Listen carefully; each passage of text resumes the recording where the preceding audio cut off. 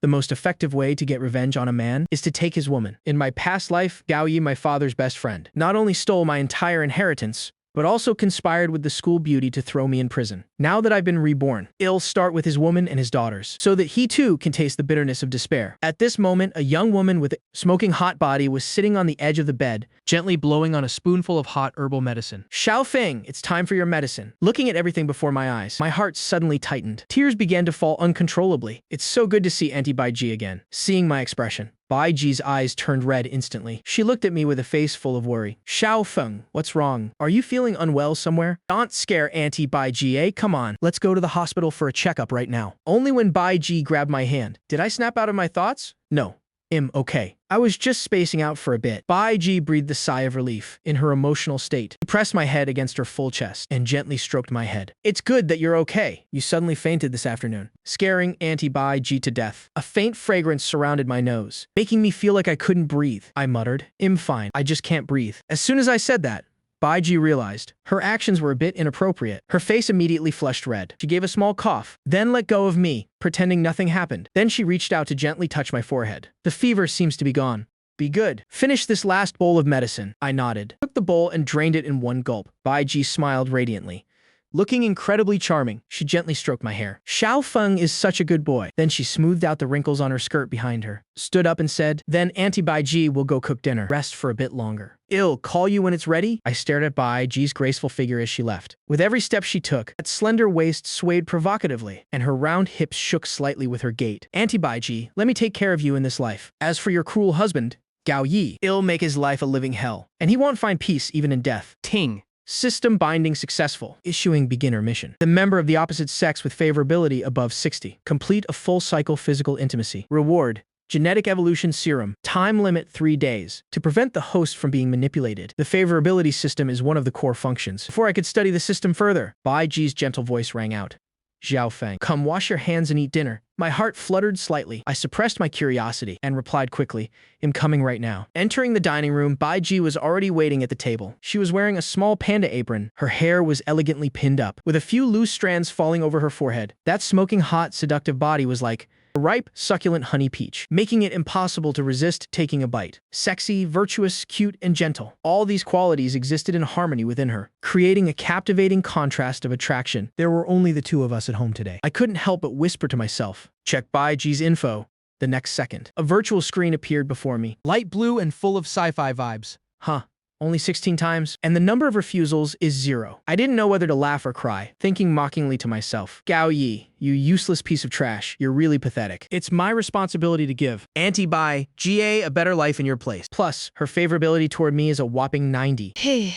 Looking at Bai Ji's sexy, smooth body in front of me, I felt an unusual surge of excitement inside. Women Bai Ji's age usually have very strong needs. Gao Yi is over 50 this year. It seems his spirit is willing, but the flesh is weak. A handsome, healthy young man like me needs to step in and help. Xiao Feng, why aren't you eating? Bai Ji glanced up at me and found me staring fixedly at her chest. Bai Ji's face immediately flushed red from embarrassment. Xiao Feng has really grown up. Has already a grown man. For some reason, I feel like Xiao Feng is a bit different. He seems much more handsome. Bai Ji's heart was thumping wildly. She felt a bit conflicted. As an adult, should I guide Xiao Feng in those matters? I snapped out of it, enjoying the delicious food while constantly praising Bai Ji's cooking skills. I was just spaced out earlier. I'm eating now. Auntie Bai Ji, your cooking is truly amazing. Even better than the chefs. In those 5-star hotels out there, Bai Ji couldn't stop smiling. It's not that good. You're just being a flatterer. Ting. High EQ choice support function activated. After the host makes the right choice, the target's favorability may increase, and you will receive affection points. Can be used to buy items in the system store. Wrong choice. Favorability may decrease. No other penalty. The host can also choose not to select and improvise on your own, said with a snort. Bullshit, of course, it's fake. You actually believed a bit of flattery. Living all these years for nothing. Smiled wickedly, hugged Bai Ji and said, hee hee, I have a silver tongue. Let's see who's tastier, you or this braised pork, said gently. Really, Auntie Bai Ji, if I could be with you every day, hesitates and eat your cooking, I would surely be the happiest person in the world. I wish I could eat your food every day. I was speechless. Obviously, I had to choose the third one. I definitely choose option 3. I looked at Bai Ji gently and firmly. Really, Auntie Bai Ji, if I could enjoy you, I mean, you're cooking every day, i.e. be the happiest person on earth. I hope I can eat your food every day in the future. Ting. Affection points 100, currently 100 points. Bai Ji's favorability toward you 1, currently 91 points. Keep up the good work. Bai Ji was a bit bashful. She gave me a seductive side glance. You're just talking nonsense. Such a sweet talker. I'm serious. I smiled back, Auntie Bai Ji. I would never lie to you. This moment, the atmosphere suddenly turned a bit strange. Neither of us said anything more, just quietly eating. After the meal, Bai Ji stretched. Revealing her enchanting body curves, she gently massaged her stiff neck. Her delicate face showed a hint of fatigue. Seeing this, my heart skipped a beat. Just as I was about to speak, the system started working again. Ting. High EQ choice function activated, rubbing hands together and smiling lecherously. Lee down, let me help you relax properly. Hey. Rushing over to slap her and saying domineeringly, a woman who doesn't know how to take care of herself. Are you trying to make me worry? Smiling gently saying, Auntie Bai Ji, you've worked so hard. Thank you for cooking such a delicious dinner. Let me give you a massage to help you relax. I took a deep breath, then approached Bai Ji, saying gently, Auntie Bai Ji, you've worked hard. Thank you for this wonderful dinner. Let me help you relax a bit. That wouldn't be very appropriate. Affection points 100. Currently 200 points. Bai Ji's favorability 1. Currently 92 points. Keep it up. Hey.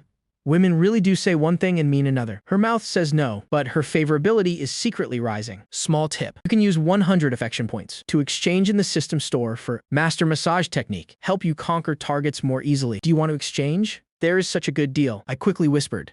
Exchange now. Affection points 100. 100 points remaining. Skill received. Master Massage Technique. The next second, a massive amount of massage knowledge flooded my brain. I persuasively said, it's okay. It's just a massage. Auntie Bai Ji, you've sacrificed so much for this family. You should also pay attention to your own health. It pains me to see you so tired. All right then. Thank you, Xiaofeng. Bai Ji agreed as if possessed. She felt a sudden surge of emotion, having silently sacrificed for this family for so many years. Forget Gao Yi, who was rarely home all year round. Even his 3 daughters rarely showed her such sincere care and understanding. Then Bai Ji stood up and swayed her round hips gracefully toward the sofa. Bai Ji was a bit shy, and after taking a deep breath, she lay face down on the sofa. As she lay down, her breasts bounced like jelly. My eyelids twitched, and I swallowed hard, trying to suppress the wicked fire inside as I approached her. Auntie Bai Ji.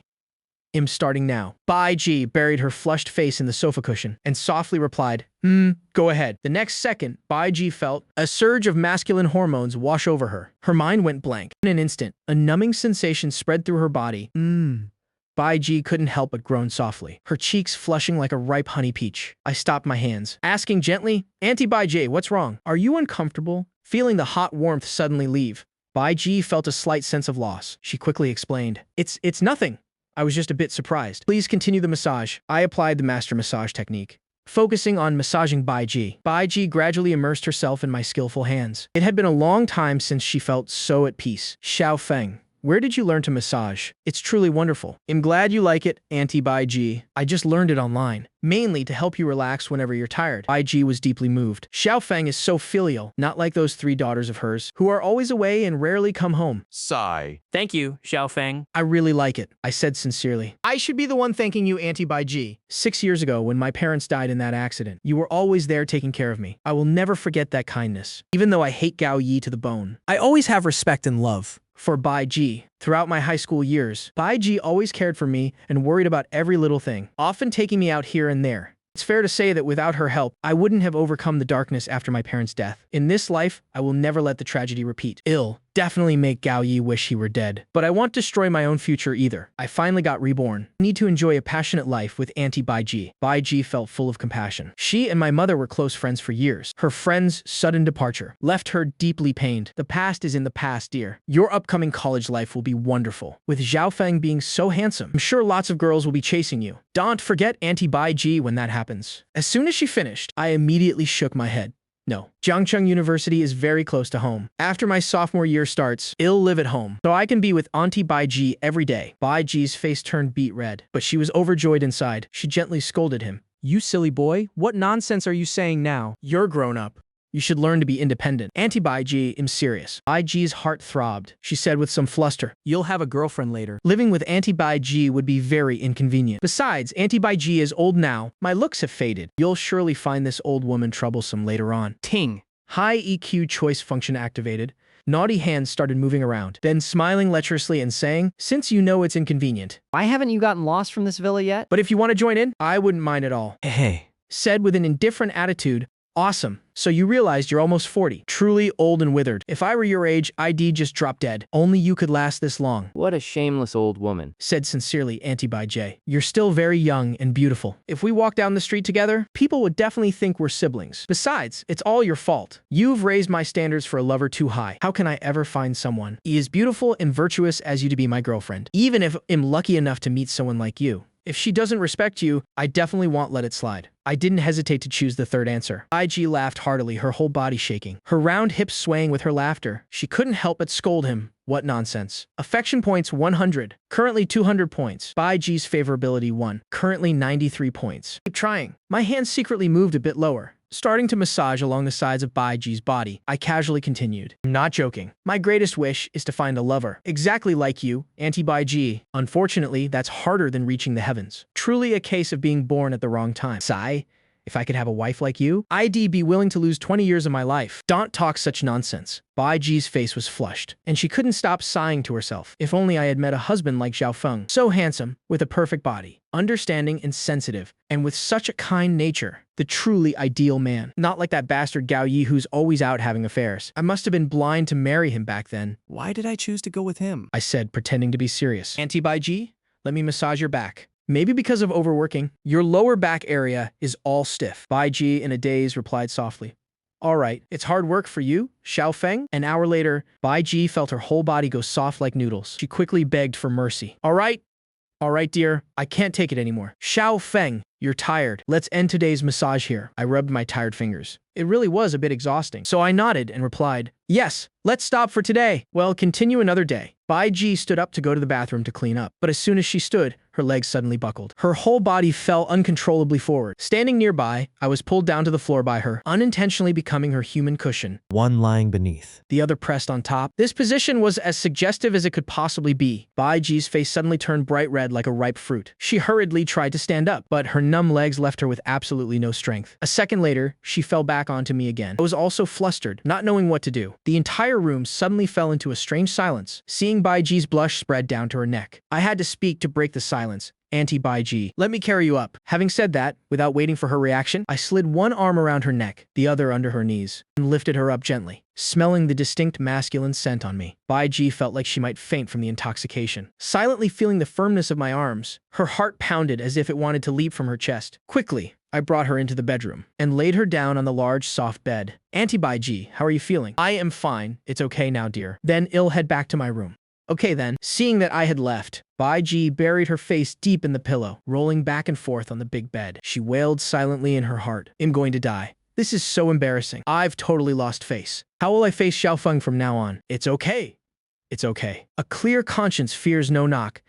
I'm innocent. After returning to my room, I immediately went to the bathroom for a cold shower to extinguish the raging fire in my heart. Having finished showering, I lay on the bed and began to reflect on life. Painful memories from my past life flooded back into my mind. Gao Yi was my father's childhood friend. The two of them co-founded the largest MCN company in Hangzhou.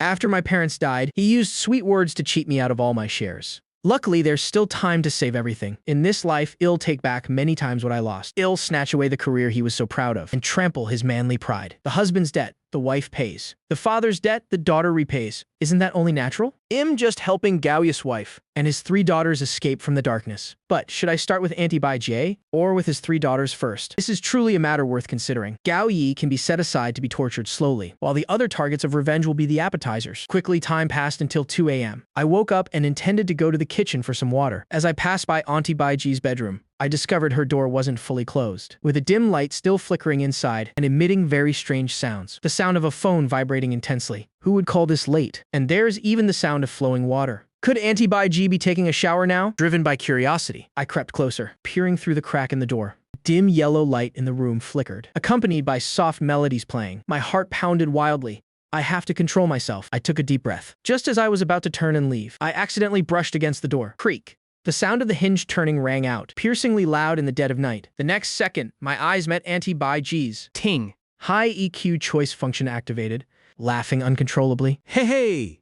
Auntie Bai Ji, am coming in now? saying flippantly, this is peak. The door isn't even closed. Did you do it on purpose? Or was it an accident? Or was it an accidental purpose, huh? Thumping my chest to look righteous, saying seriously, Auntie Bai Ji, this isn't right of you. Let me give you a hand. No need to thank me. I'm just a kind young man who likes to help others. Seeing the options provided by the system, I was completely speechless. Bai Ji was lying on the bed. The sudden creak of the door made her heart jump out of her chest. Her small face turned deathly pale. She saw the figure looming at the door. Those eyes were definitely mine.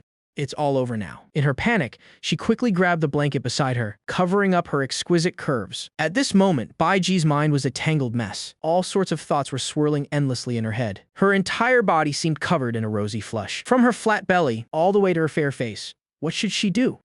This is so embarrassing. When did Xiao Feng get here? Did he see everything? Xiao Feng won't just barge in, will he? If he comes in here? What should I do? Should I refuse him? How can I face Xiao Feng after this? Meanwhile, in the bedroom, seeing that I had left, Bai Jie let out a long sigh of relief. I cursed inwardly. This stupid system. What on earth was I supposed to choose? Bai Ji's affection for the host has increased by 1. It is now 94 points. Host, please keep up the good work. The system notification sound rang out suddenly, making me jump. I quickly hurried away. Early the next morning, Bai Ji and I ate breakfast in silence with our heads down. Both of us had dark circles from exhaustion. Bai Ji was incredibly tense. Her breathing was a bit heavy. A blush slowly spread across her fair skin. Even her small ears were tinged with pink. She asked timidly, Xiao Feng, did you see anything last night? Just as I was about to speak, the system chime rang out at the worst possible moment. Ding. High EQ choice function activated. Smile wickedly in reply. Of course I saw it. I even went back to my room to entertain myself. After all, the moon was so bright and clear last night. The moon was so big and white. I saw everything very clearly. Too bad I was so focused that I forgot to record it. How about Nuna does it one more time? 2. Speak nonchalantly. Madam, I'm sure you don't want your secret to be known by anyone else, right? 3. Act innocent.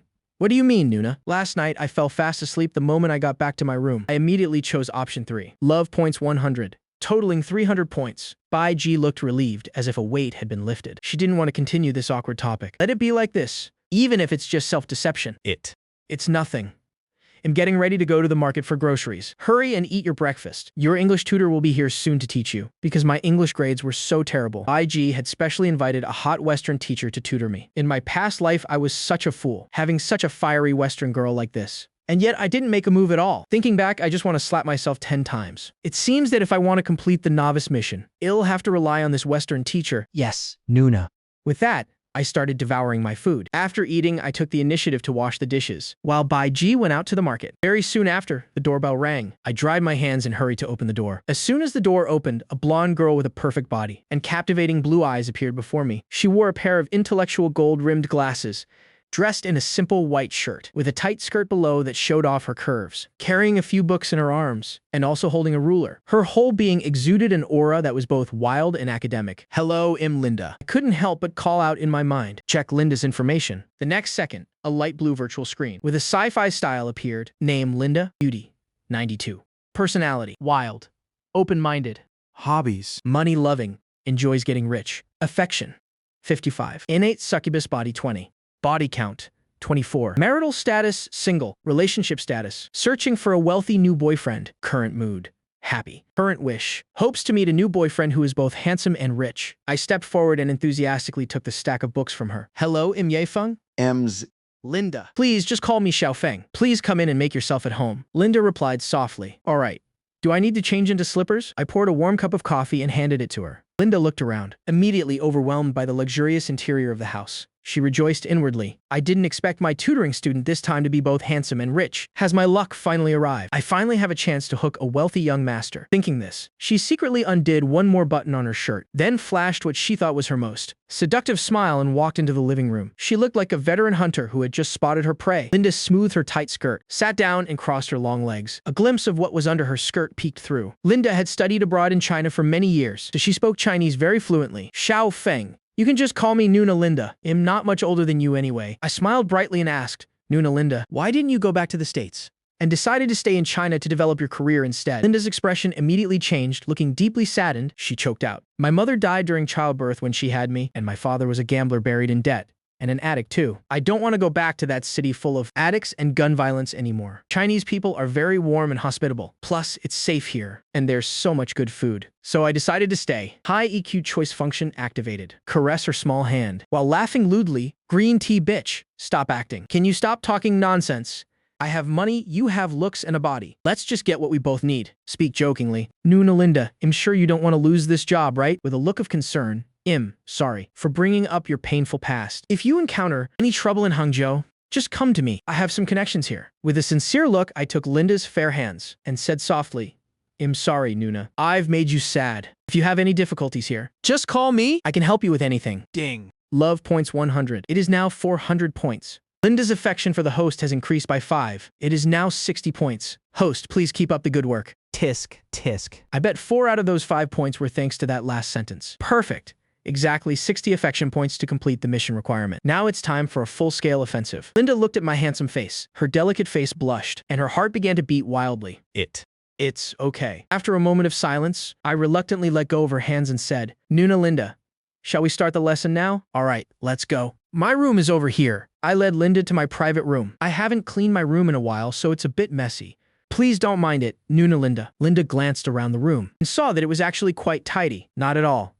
You're being too modest. It's much cleaner than my place. The two of us walked over to the desk, officially beginning today's tutoring session. Sitting close together, a faint, gentle fragrance wafted past my nose. I could even feel the softness pressing against my arm. While lecturing, Linda kept sticking close to me, whether intentionally or not. Nuna Linda, what does the word abandon mean? Linda's big eyes darted around briefly. As if she had just thought of something interesting. She said coquettishly, I'm here. Let me teach you. With that, Linda pressed her body against mine, her red lips close to my ear. Almost her entire body was leaning on me. 2.5 hours later, the system chime sounded. Ding. Linda's affection for the host has increased by 15. It is now 75 points. Host, please keep up the good work. Congratulations to the host for completing the novice mission. Give the world a little more love. The reward has been delivered. Received 1 genetic evolution serum. Finally finished the mission. I glanced at Linda, who was lying on the bed gasping for air, and hurried into the bathroom. I took out the genetic evolution serum, and a light blue virtual screen appeared again. Genetic evolution serum. Standard version. A technological product from the Galactic Empire. Research to perfect human bodily defects. After injection, physical strength and reflexes will increase 5-fold. Lifespan increases by approximately 30%. Genetic defects are mostly corrected, and most diseases can be prevented. I rolled up my sleeve, and without hesitation, injected the dose. The serum slowly entered my body, and my body began to undergo incredible changes. A wave of heat spread through my limbs and bones, and at the same time, I began to sweat profusely. Black impurities were expelled through my pores.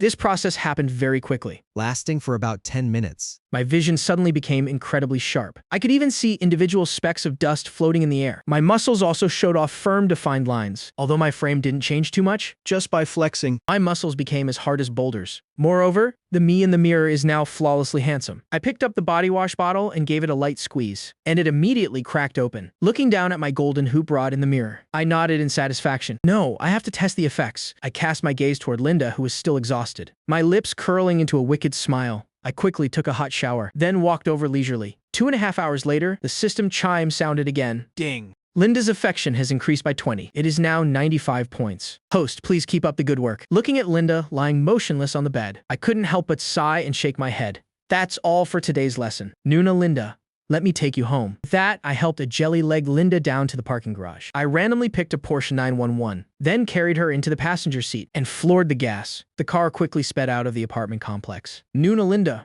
are you okay? Linda was in a state of cerebral hypoxia, lying flat on the seat. She wasn't even conscious anymore. I had no choice but to find any random 5-star hotel, rent a presidential suite, and take her there to rest, sitting on the edge of the bed in the lavish room. I scrolled through videos on my phone while waiting for Linda to wake up. It took quite a while for Linda to come to her senses. She said reproachfully, You're way too good at this. I thought I was the hunter, who knew an innocent-looking little lamb like you was actually a hungry wolf in sheep's clothing. But at the same time, she felt incredibly happy, handsome and rich, with top-tier stamina. This was her ideal partner. I put on an innocent face and said, What are you saying, Nuna? I don't understand. Linda shot me a sideways glance, then threw herself back into my arms. 3 hours later, the system chime sounded. Ding. Linda's affection for the host has increased by 5. It is now 100 points. To ensure the purity of love and prevent any risk of being cheated on, the system has locked the affection points, which will never decrease. I hurriedly got dressed properly, getting ready to make a quick exit. Linda looked at me with resentful eyes. Are you just gonna leave like that? You bad man. Are you planning to hit it and quit it? I looked surprised.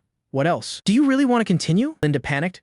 No, no, no. No, I mean, what is our relationship now? Linda looked at me expectantly. I answered without hesitation. We're boyfriend and girlfriend, obviously. Really? Baby, you're the best. Linda sat up excitedly, hugging me and kissing me repeatedly. Of course, I'm an upright man. I definitely won't do things like dining and dashing. The law only forbids having multiple wives. But as I recall, there's no limit on how many girlfriends one can have. Linda clung to my arm coquettishly, and I felt my arm sinking into a mass of soft cotton. Then swear it, that you'll only love me. My heart stirred slightly. I, surnamed Ye, swear to only love Linda. Otherwise, my instant noodles will never have seasoning packets again. Linda looked at me reproachfully. What kind of weird oath is that? Then post it on social media to make it public. And you're not allowed to block anyone. Are you kidding me?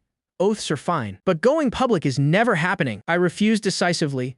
I can't do that, honey. Please, I'm begging you. Linda squeezed my arm tightly against her hot body, her body writhing slightly. Her voice so sweet it would soften any heart. I just want your friends to know that we're dating. I leisurely took out my phone, expertly navigating to the money transfer interface.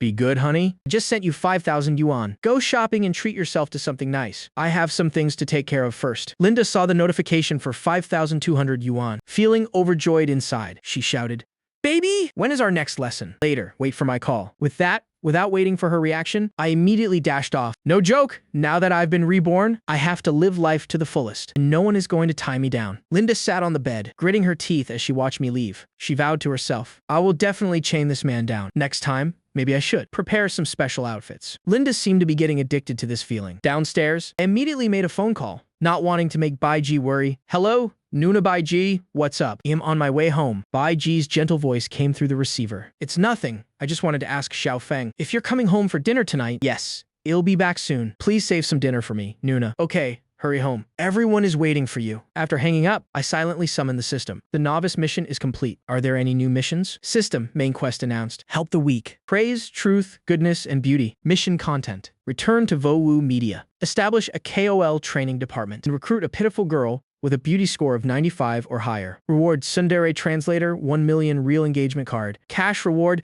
50 million yuan. Mission deadline. Within 1 month from announcement, the Tsundere Translator will automatically translate women's lies into subtitles of their true thoughts. Before I could even process it, system notifications rang out one after another. Ding. Side quest announced. Beginning of revenge. Mission content. Use your preferred method to take revenge on the one who bullied you for 3 years in high school. Mission reward. Soul-snatching pocket watch. Mission deadline. Within 1 month from announcement, if that soul-snatching watch has the power I imagine, then everything will be much easier. A brilliant plan to take revenge on Gao Yi began to take shape in my mind. Near noon the next day, I was fast asleep when my phone woke me up. The moment I picked up, I heard a barrage of questions. Yi Feng. Why aren't you here yet? You're the only one missing. Class reunion is about to start. During the summer break after freshman year, class monitor, Hua Ka, organized a class reunion. He thought that since everyone hadn't seen each other for a year, we should gather to rekindle our friendship and just have a good chat. I had completely forgotten about this reunion. I was originally thinking of ways to punish that bastard school bully and that vile school beauty. But this is perfect.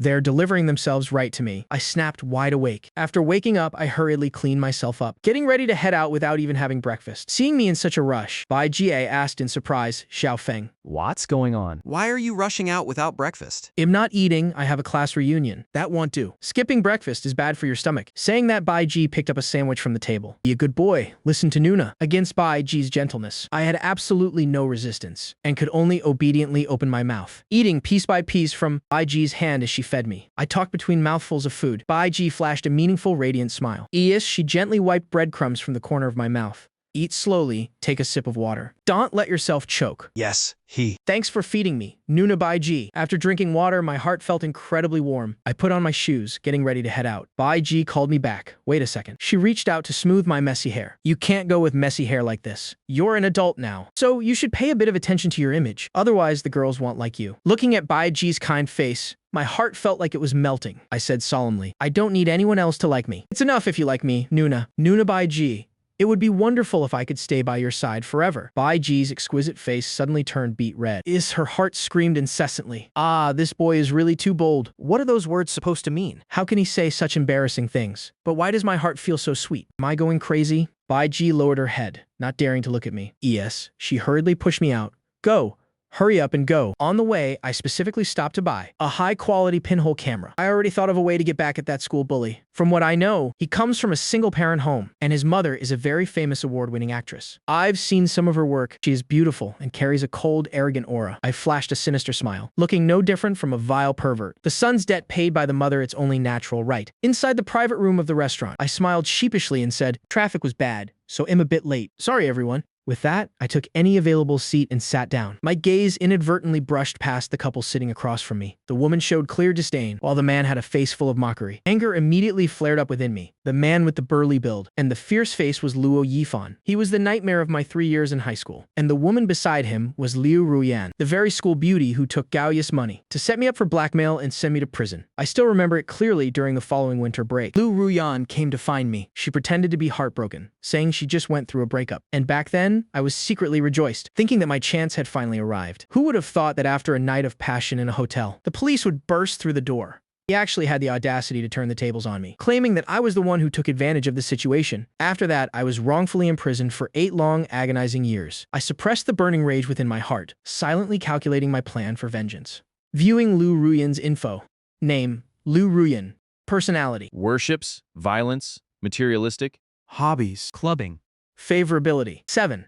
Heavenly succubus physique, 20 experience X. Total times, 398. Married 5 times. Status. Single. Current. Worrying about how to seduce the student council president. A rich second-generation heir. Current mood, normal. Current wish. Hoping for a massive windfall to fall from the sky. I find it absolutely pathetic. Thinking back to my past life when I slept with this bitch, there were clearly bloodstains on the bed. It seems she had undergone high-tech restoration surgery. So, you like selling your body for money, huh? There is a perfect place for someone like you. I truly can't wait to ship her off to that hellhole. Suddenly, a mocking voice rings out. Oh, isn't this the top student, Ye Feng? Quite the entrance you're making all these people wait just for you. I look up. It's Hosey, Luo Yifan's lackey. Haozi glances at Luo Yifan. Seeing Luo Yifan nod, Haozi continues to speak without any restraint. I heard your college entrance exams didn't go well.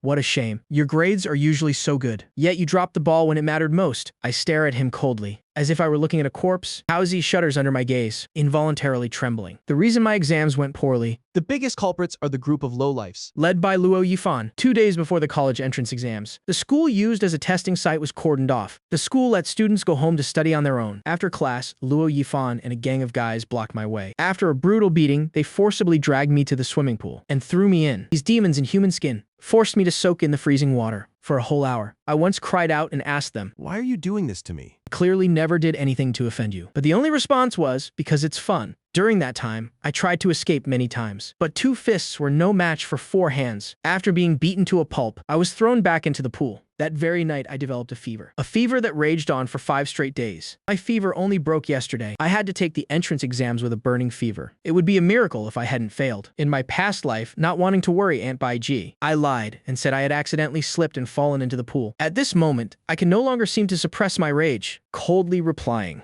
"What's it to you? Even if I only took the science exams, my score would still be higher than your total. And don't even get me started on your boss, Luo Yifan." As soon as the words left my mouth, the entire room fell into a deathly silence. No one expected that the weakling, who had been bullied for 3 years, would dare to issue such a challenge. Haozi was stunned by my counterattack. He thinks to himself, this brat just got into college and already dares to be so arrogant. Seems the last lesson was still too light. Haozi's family background is just average. He was hoping to continue collecting protection money from me in college to fund his lifestyle. Thinking about this, he jumps up and points directly at my face, shouting, "Ye Feng, you! Watch your mouth. Who the hell do you think you are to dare insult Brother Fan? I think you're tired of living." Before he can finish, Luo Yifan's pack of lapdogs also jump up, shouting and jeering. They look ready to charge in for a fight. Ye Feng, did you go crazy because you failed your exams? Do you have a death wish? Was the cold water that day not enough for you? Itching for a beating since it's been a few days, huh? Since you're asking for it, don't blame us when we take you to the bathroom for a more intimate chat later. The greedy homeroom teacher continues to drink nonchalantly, acting as if he sees nothing of what's happening right before him. Luo Yifan slams his hand onto the table, soup splashing everywhere. He stands up with a dark expression, glaring at me with pure ferocity. Ye Feng, you. Luo Yifan has lived a life of luxury since childhood. Never has anyone dared to defy him like this. Being spoiled by his movie queen mother has shaped his wretched personality. He bullies his peers not for money, but only to seek an unprecedented thrill. Before he can finish his sentence, I cut him off directly. You piece of trash. Slap. Slamming tables and chairs makes you think you're so tough. Luo Yifan freezes on the spot. In all his life, no one has ever dared to insult him like that. Luo Yifan explodes with rage. He flips the table. You're dead. Thanks to the genetic enhancement serum, my reflexes are incredibly sharp, dodging the impact just in time. But the others aren't so lucky, becoming completely covered in food and soup. Though everyone is furious, they only dare to be angry in silence. After all, his notorious reputation is well known. I give a nonchalant smile, then leisurely walk toward the door. If you've got guts, follow me to the alley downstairs. All my classmates gasp in utter shock. Since when did Yi Feng become so tough? Is he possessed? Surely he didn't call some thugs, planning to ambush Luo Yifan during the party. If so, Ye Feng is way too naive. Luo Yifan could disperse them with just a flick of cash.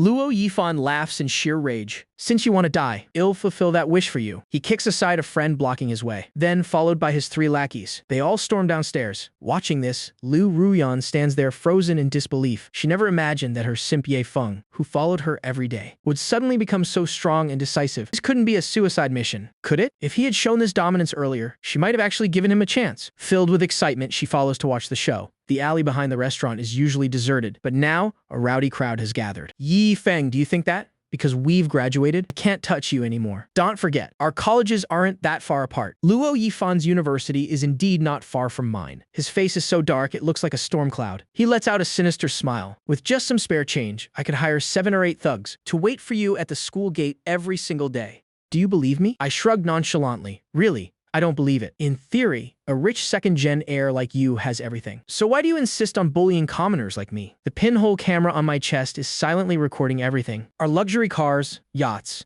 and beautiful women. Still not enough to satisfy you. Luo Yifan acts as if Hez just heard a dull joke. He licks his lips. Luxury cars, beautiful women. In my eyes, those things are just the lowest forms of entertainment, the things you paupers dream of having. I've grown tired of them long ago, compared to those cheap ways to spend money. Murder, kidnapping, and torture are where the real thrills are. A dirt poor wretch like you will never understand. Just how exhilarating it feels to beat or even kill someone in real life, I ask abruptly. So, have you ever killed anyone? Of course. Luo Yifan admits it without any concealment. His vicious face even shows a hint of pride as soon as he says it. The air around us seems to freeze. His 3 lackeys exchange looks, their eyes filled with sheer terror. They followed Luo Yifan to bully people every day. But murder is something far more terrifying. In this moment, a terrifying thought crosses their minds. Will we be killed to keep us quiet? Lu Ruyan is so terrified her face is deathly pale, her legs giving way as she sinks to the ground. Luo Yifan gets more excited as he speaks, his mouth twisting into a sick grin. I don't mind telling you. Remember that guy in the tattered clothes who was always cowering in the corner? I suddenly remember. His name was Meng Xinghan. I knit my brows tightly, a cold light flashing in my eyes. Meng Xinghan was my only friend in high school. He vanished on his way to work during the 2nd semester of freshman year. By the time his body was found, he had been dead for a long time. The killer was a drifter who surrendered a few days after the event. Luo Yifan looked savage. That poor loser was serving at a bar. I just took his crappy watch to look at. Yet he kept whining in my ear incessantly. I clenched my teeth. That was the birthday gift I gave to Meng Xinghan. Back when school started, his mother carried a basket of farm eggs, giving them to us with her rough, cracked hands, begging us to look after her son. Luo Yifan's expression becomes even more twisted. Those rotten eggs are what you call motherly love. Ha ha ha. You know what? Even my dog wouldn't touch those filthy things. Tell me, didn't he deserve to die? People like that should just rot in their poor little holes. Don't come around and hurt my eyes. So I hung him up in a basement and whipped him with a spiked lash. Hearing his agonizing screams was absolutely euphoric. Luo Yifan gesticulates wildly with excitement, then mimics in a shrill voice. Please, sir, I can't die yet. My mother is still waiting for me to come home for dinner. That old bag actually dared to come to school looking for him. Wailing like a banshee, snot and tears everywhere. Luo Yifan's gaze suddenly turns venomous. So I paid some pocket change to hire a truck driver to crush her into a bloody puddle. What do you think entertaining, isn't it? I squeeze out each word through gritted teeth. Why? Luo Yifan tilts his head and laughs. Because it felt good, obviously. Oh, by the way, that guy who was tortured to death, it should have been you. Ye Feng. Luo Yifan seems to remember something suddenly. He laughs insidiously. It's just that on the day I went looking for you, I just happened to run into him at the bar. Talk about fate! Too bad he offered himself up first. Ha ha ha. Luo Yifan's 3 lackeys and Lu Ruyan all back away in terror. My face is as dark as cold night water. Aren't you afraid of going to prison, Luo Yifan? Looks like he just heard the funniest story in the world. He laughs uncontrollably. Is that all? Is it hard to spend a few $100,000 to buy a fall guy? Seriously, you paupers are something else. I take a deep breath, suppressing the surging murderous intent. One last question. Your mother is movie queen Luo Wanqing, right? Pride flashes in Luo Yifan's eyes. Jealous, Remember to pick a better place to be born in your next life. His arrogant laughter echoes through the narrow alley, sending chills down anyone's spine. Luo Yifan cracks his neck. I was going to let a toy like you off the hook. But since you delivered yourself, don't blame me for sending you off. He waves his hand. Housie and the three lackeys sneer and surround me, unleashing a flurry of punches and kicks. Weren't you so tough? Aren't you so smart? Why don't you dare fight back now? You coward. Itching for it, aren't you? I should have broken your arms long ago. So, you couldn't take any exams at all. Punches rain down on me like a storm. But to me, it only feels like being tickled. After all, this genetically enhanced body has long since surpassed human limits. I intentionally let out a few agonizing screams. Internally, am laughing coldly. It'll give you 3 minutes to hit me as much as you want. Then it'll be my turn to strike back. The pinhole camera has recorded the entire event. To be able to take on Luo Yifan's mother, I've already paid quite a price. Madam, you wouldn't want a video of your son bullying his classmates to be seen by anyone, would you? 3 minutes pass. House's fists are bright red. He can't for the life of him understand why my body has suddenly become as hard as steel. If it weren't for Luo Yifan watching intently from the side, he would have definitely stopped by now. Enough. Haven't you three eaten? Get the hell out of my way. Luo Yifan impatiently kicks Hosey aside and swings a heavy punch into my stomach. Hiss. Hez stunned. A bone-shattering pain shoots through his hand, as if he had just punched a sheet of iron. I let out a casual hum, a mocking smirk playing on my lips. Luo Yifan furiously draws a butterfly knife and stabs directly at me. Only a crisp crack is heard. The knife snaps in two, but I'm completely unharmed. This horrific sight terrifies him so much he starts trembling all over. He screams, completely losing control. You? What kind of monster are you? The three lackeys and Liu Ruyan also back away in absolute horror. I stand up, leisurely dusting off the dirt from my clothes, stretching my limbs to loosen up. Done playing, I rub my wrists, and with an expressionless face, I grab Luo Yifan's arm. Snap it hard. The sound of the joint dislocating is ear-piercing in the narrow alley. Immediately after, I deliver a direct kick, slamming it into his gut. Boom. A loud thud. Luo Yifan's body is sent flying like a kite, with its string cut flying far off. He slams hard into the wall, in so much pain his dizzy. A pungent stench suddenly fills the air. Haozi watches this, paralyzed with shock, his head buzzing. Could it be that Yifeng has been playing the weakling all this time? Ill, let you all taste the sensation of flying too. I give each of them a kick. The three lackeys are like bowling pins, piling up on top of Luo Yifan. This chain of continuous attacks has made Luo Yifan faint. Yay. Ye Feng. Lu Ruyan stands nearby, her face pale as a ghost. She tries to keep her composure. You. Don't you like me? It'll give you a chance to pursue me. These words immediately ignite a fire of rage within me. This worn-out shoe for the world to trample dares to disgust me. I slowly approach her and swing my hand, delivering 3 heavy slaps to her face. Lu Ruyan is slapped so hard she's spinning, her beautiful face swelling and turning red instantly. I brush the makeup powder off my hand, looking coldly at her tear-stained state. For money, you caused me to be wrongfully imprisoned for 8 years. If I don't give you the treatment you deserve today, it would be hard to appease the hatred in my heart. I deliver a kick, sending her flying out. If anyone thinks ill, just let these bastards go like this. They've severely underestimated me. This tiny bit of pain is nowhere near enough to quench my hatred. System. Exchange for bone-crushing hand. This is the secret technique I've carefully chosen from the system shop, specifically to give these people before me an unforgettable experience for the rest of their lives. Ding. Exchange successful. Affection points deducted 300. Current points 100. With a savage smile, I approach Luo Yifan, kicking off the lackeys piled on top of him. I grab his collar with my left hand and unleash a series of slaps. The moment he opens his eyes and sees me, the usually arrogant school boss instantly becomes as terrified as a husky cowering in a corner. He stammers, You? You. What do you want? You dare hit me. Believe me, I'll call the police on you. My mother knows the chief of police. If you let me go now, I'll act as if nothing happened today. I remain silent, only smiling at him with hidden meaning. His attitude immediately softens significantly. Brother Yifeng, I was wrong. Just say how much money you want.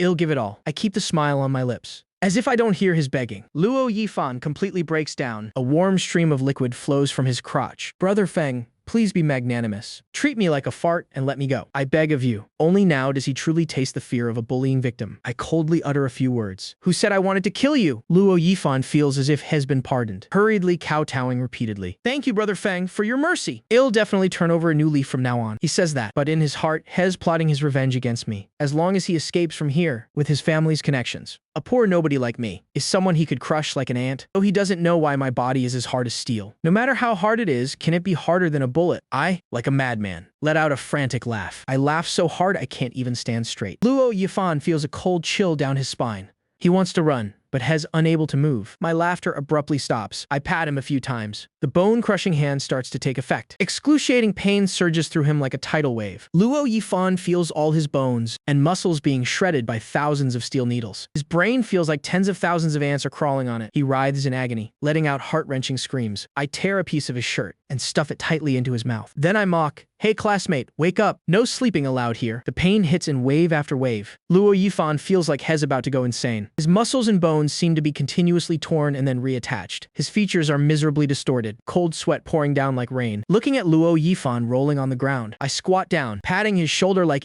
comforting an old friend. Then whispering, "Take deep breaths. Pain is completely normal. Now I have to go see the movie queen auntie to play some games." Luo Yifan can only let out meaningless whimpers. His body shakes like a leaf in the wind. The most effective way to get revenge on bullies is to target their mother. In my past life, the school bully led a gang of people to block my path after school. After a brutal beating, they forcibly took me to the swimming arena, forcing me to soak in freezing water for an entire day. That very night, I caught a fever that lasted for 5 consecutive days and nights. In my past life, not wanting Aunt by GA to worry, I lied and said I had slipped and fallen into the pool. Now that I've been reborn, I will strike starting with the mother of that bully, Luo Yifan, so she too can experience what despair truly feels like. Right now at the gate of the villa complex, I asked the guard to call Luo Wanqing. "Hello, ma'am. There's a young man named Ye Feng here, saying Hez here to pick up something Master Luo Yifan left behind. Master Yifan is busy and couldn't come, so he specifically asked this young man to collect it." On the other end of the line, Luo Wanqing directly asks the guard to lead me to the front door of her villa. When I arrive at the door, I ring the doorbell. A slender yet curvaceous figure with a cold beauty appears at the door. System: view Luo Wanqing's info. Name: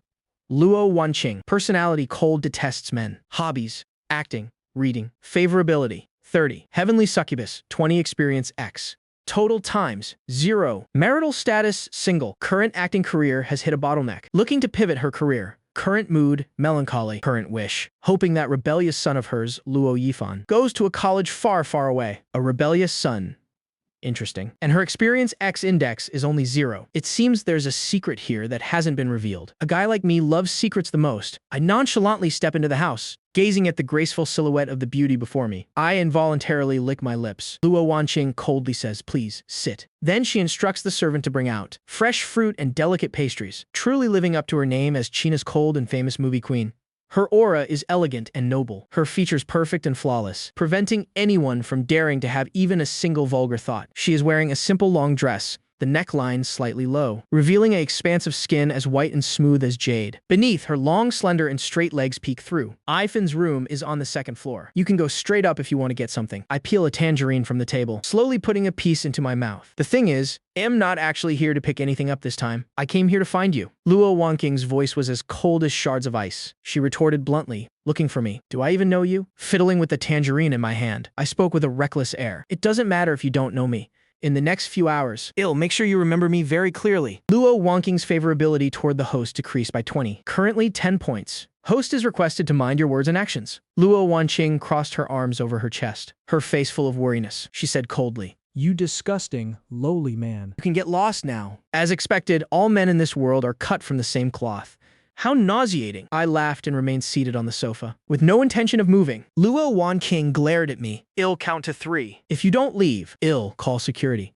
3, 2, 1. As soon as she finished, she grabbed her phone to call someone. Being this hasty isn't good. I opened a video and held it in front of Luo Wanqing. "Watch this first. It won't be too late to decide after seeing it." With a gloomy face, Luo Wanqing took the phone. It was a 3-minute video. Thumbnail showing Luo Yifan's ferocious face. Luo Wanqing's favorability toward the host decreased by 2, currently 8 points. Host is requested to mind your words and actions. Luo Wanqing's heart suddenly skipped a beat. An ominous premonition surged within her. Could that rebellious son have done something completely heartless again? Her fingers trembled slightly. She felt a hint of fear about opening this video. In fact, she knew that over the years, Luo Yifan had committed many cruel acts. Seeing those tragic victims, she even once had the urge to kill her own son, but she couldn't bring herself to do it. Not because Luo Yifan was her son, but because if these things were exposed, her career would vanish into thin air beyond redemption. She could only clean up his messes time and time again. Luo Wanqing took a deep breath. Finally, she mustered the courage to press play. The video began in a small alley filled with trash. Then Luo Yifan appeared in the frame. "Yi Feng, do you think that just because we've graduated, I can't do anything to you anymore? I just need to spend a bit of spare change to easily hire 7 or 8 thugs to watch you every day. Believe it,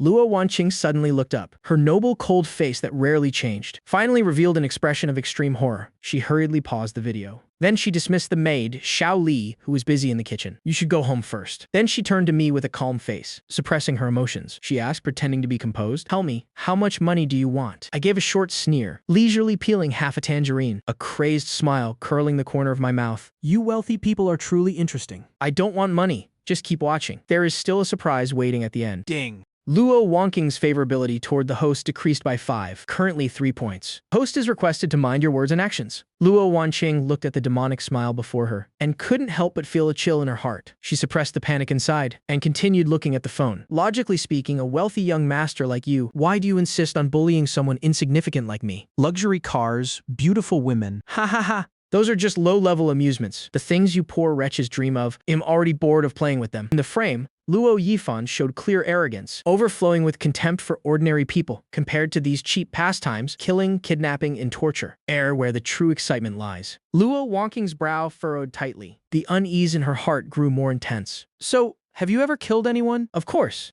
Luo Yifan licked his lips, his whole body trembling slightly with excitement. It doesn't hurt to tell you. Do you remember Meng Xinghan? That pathetic kid sitting in the corner? With those tattered clothes. I killed him. Luo Wanqing's breath suddenly hitched. She knew that poor child. That night, it was raining cats and dogs. When she saw the bloody corpse in the basement, she had vomited uncontrollably on the spot. But compared to the career she cherished so much, that bit of compassion had long been completely swallowed by the darkness of the rainy night. She had used money to find a scapegoat, covering up all these crimes under the rain, but she didn't expect retribution to come so soon. In the video, Luo Yifan was like a madman, gesticulating wildly in excitement. Outside the video, Luo Wanqing's knuckles turned white from gripping too hard. Her exquisite oval face was drained of all color. If her soul had been sucked out. I brought him to my basement and hung him up, using a spiked whip to lash him over and over. Hearing his heart-wrenching screams, do you have any idea how pleasurable that was? Luo Wanqing painfully covered her eyes. Tears were like a broken dam, streaming through her fingers. Her body shook like a leaf in the wind, her full chest heaving violently. I looked at her with a half-smile, coldness and hatred flashing in my eyes.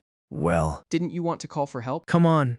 Continue your performance. Luo Wanqing turned her head, her elegant, cold face now drenched in tears, exuding an air of fragile brokenness. The rims of her eyes were red, her chest heaving, looking incredibly pitiful. Anyone seeing her wouldn't be able to help wanting to comfort her. Truly worthy of the Best Actress title. Tisk, tisk. This acting skill made me burst into laughter, laughing louder and louder. Luo Wanqing parted her rosy lips, staring blankly at the man in front of her, who was suddenly laughing like a maniac. I'm crying like this already. If you won't comfort me, at least don't laugh so loudly. She began to doubt her own acting skills. Could it be that this trick doesn't work on this man? The laughter stopped abruptly. My eyes turned bloodshot, like a beast ready to pounce at any moment. I suddenly pressed close to Luo Wanqing, gently stroking her soft hair, then leaned in close to her ear and whispered, I still prefer your previous arrogant, unyielding expression. Bring it back. Luo Wanqing's already stiff body shuddered violently. She had mentally prepared herself to be harassed. She didn't expect me to say something so bizarre. I laughed and stepped back. Keep watching. The best part is still to come. ding. Luo Wanqing's favorability toward the host decreased by 20, currently 17 points. Host is requested to mind your words and actions. Why?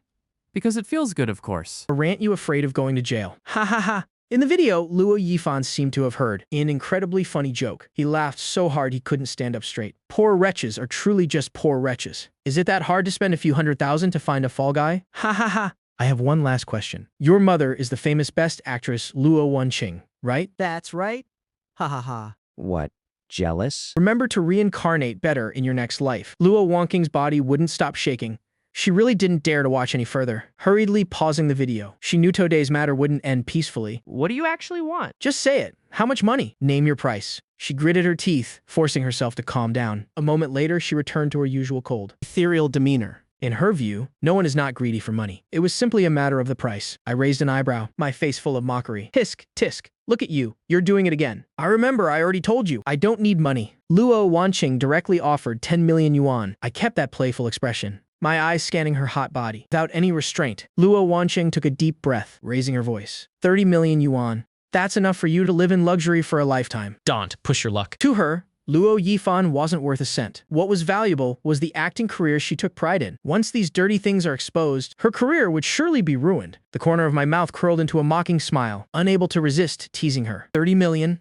I'm still very young. How could 30 million be enough? It has to be 300 million yuan. 300 million is what you need to never worry for a lifetime. Ding. Luo Wonking's favorability toward the host decreased by 20, currently 37 points. Host is requested to mind your words and actions. Don't go too far. Luo Wanqing sprang up like a coil. Her face was blazing with anger, her eyes staring fixedly at me. At most, just let that rebellious son go to jail. I don't care about him as much as you think. In her youth, she was forced by a big director into unspoken rules. Perhaps due to the influence of pregnancy hormones, she ultimately chose not to abort the child. But after giving birth, she regretted it. As a child, Luo Yifan was left to be raised by her birth mother, so she inherently didn't have much affection for him. I immediately saw through Luo Wanking's thoughts. I naturally know you don't care about him. You only care about your own career. Luo Wanking's beautiful eyes widened, a cold chill running down her spine. Her mind suddenly went blank. How does he know? Madam, let's try to imagine a little. I stepped forward and embraced Luo Wanqing, whispering close to her ear. If I post this video online, what do you think will happen? Luo Wanking's face immediately turned as white as paper. If this video were to spread online with such a shocking scandal, it would likely top the search rankings in the blink of an eye. At that moment, the career she had always been proud of would crumble into pieces in just a few short days. Impossible. Luo Wanqing exclaimed. You underestimate the media and PR in the entertainment industry. I have 10,000 ways to take your video down. I gently stroked her back. As if soothing a child, try to guess how much money I have. Search for Wuyu Media. See who its largest shareholder is. Luo Wanqing suspiciously took out her phone to check. After searching, her expression became even more unsightly. This devil before her was actually the majority shareholder of Wuyu Media, possessing a fortune worth hundreds of millions. You're so professional. Could you tell me, would 100 million yuan be enough to make this video famous enough for the whole world to know you're a madman? Luo Wanqing felt her scalp go numb. She really couldn't dare to imagine someone willing to spend 100 million yuan just to ruin her. What on earth is he doing it for? Just to have her body. Though she was very confident in herself, she wasn't so arrogant to think this body was worth 100 million yuan. She had no cards left to turn the tables.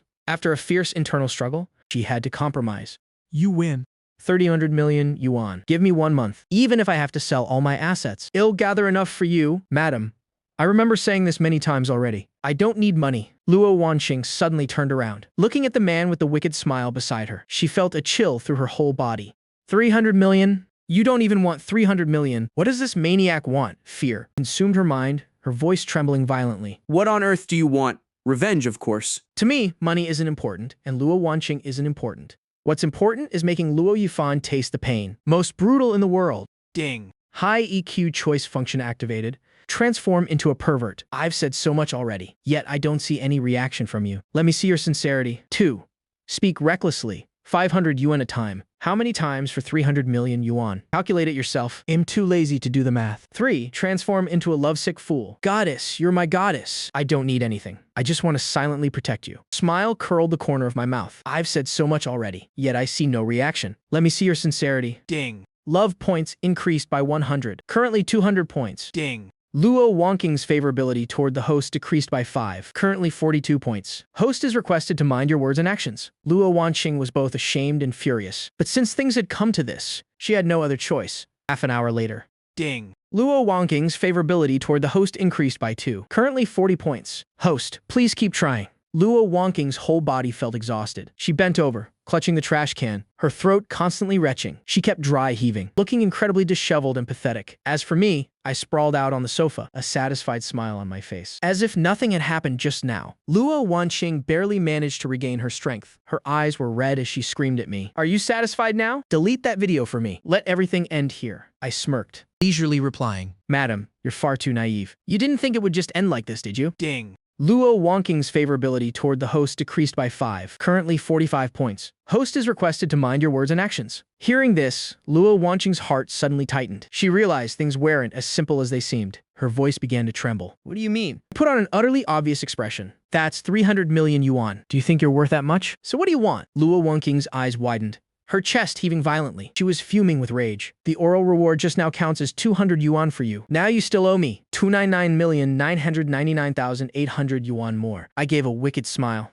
20 yuan. Luo Wanqing was both ashamed and angry, her face flushing deep red. Without a word, she lunged straight at me. She pressed down on me, scratching repeatedly, just like a raging tigress. Of course, I didn't bother humoring her. I locked her wrists together. With a little force, I pinned her down onto the tea table. Then I playfully tilted her chin up, a mocking smile on my face. You dared to hit me just now. Fining you another 200 yuan. Well now, You owe me a full 300 million again. Luo Wangqing's eyes filled with tears. She was both furious and frantic. You? Don't go too far. Are you even a man? Why are you bullying a weak woman like me? Ding. High EQ choice function activated. 1. Lick lips with a lewd smile. Madam, you surely don't want this video posted online, do you? 2. Speak with a reckless air. Madam, do you think your mouth is plated with gold? 21 yuan is a very friendly price. Someone like you is worth 10 yuan at most. No more. 3. Transform into a lovesick fool. I went too far. How about this? You don't need to pay the 300 million. I'll even give you another 300 million. Looking at Luo Wangqing's ashamed and angry face, I couldn't help but feel extremely excited. So I teased her, madam. You probably don't want the video online, right? Love points increased by 100, currently 300 points. Luo Wangqing's favorability toward the host decreased by 1, currently 46 points. Host, please keep trying. Luo Wangqing was both ashamed and angry. She turned her face away, not daring to look into my eyes, her body twisting constantly, trying to escape the restraint. Unfortunately, my strength was too great. After a period of futile struggling, she finally accepted her fate. She closed her eyes tight, acting as if she'd let me do whatever I wanted. Madam, don't be like that. The more you struggle, the more excited I get. My voice grew low and husky, exuding a wicked charm. Luo Wangqing completely broke down. Her face flushed bright red with shame. She shouted curses. You shameless bastard. You absolute beast. What the hell do you want? Seeing her in this state, I didn't waste any more words. Luo Wangqing struggled weakly for a bit, finally giving up her resistance. Ding. Luo Wangqing's favorability toward the host decreased by 2, currently 48 points. Host is requested to mind your words and actions. Ding. Luo Wangqing's favorability toward the host increased by 20, currently 28 points. Host, please keep trying. Luo Wangqing lay listlessly to one side. Her gaze was vacant. If her soul had been lost.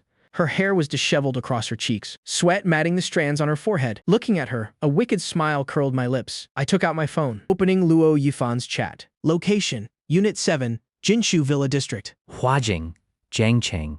Very smooth. After sending the message, I immediately made a video call with the end of the bone dislocating technique. Luo Yifan regained consciousness. He yanked the rag out of his mouth, panting heavily. He couldn't believe how he had survived those last 6 hours. That pain was more terrifying than hellish torture. A phone rang at the most inopportune moment. He took out his phone to look. It was a video call from Yefeng. Luo Yifan's heart trembled slightly, suddenly remembering my last words before leaving. Instantly, an ominous premonition rose in his heart. Luo Yifan took a deep breath. Using a trembling finger, he pressed answer. As soon as it connected, what met his eyes was my loathsome face. Behind me was a luxurious wall. Luo Yifan's pupils suddenly contracted. Wasn't this his own living room? Had he been raided? In the frame, I said with a mocking smile. Guess where I am. Before Luo Yifan could get a good look, the call was cut off. Looking at the dark phone screen, Luo Yifan's face turned pale and ashen. His expression became pained and twisted. No.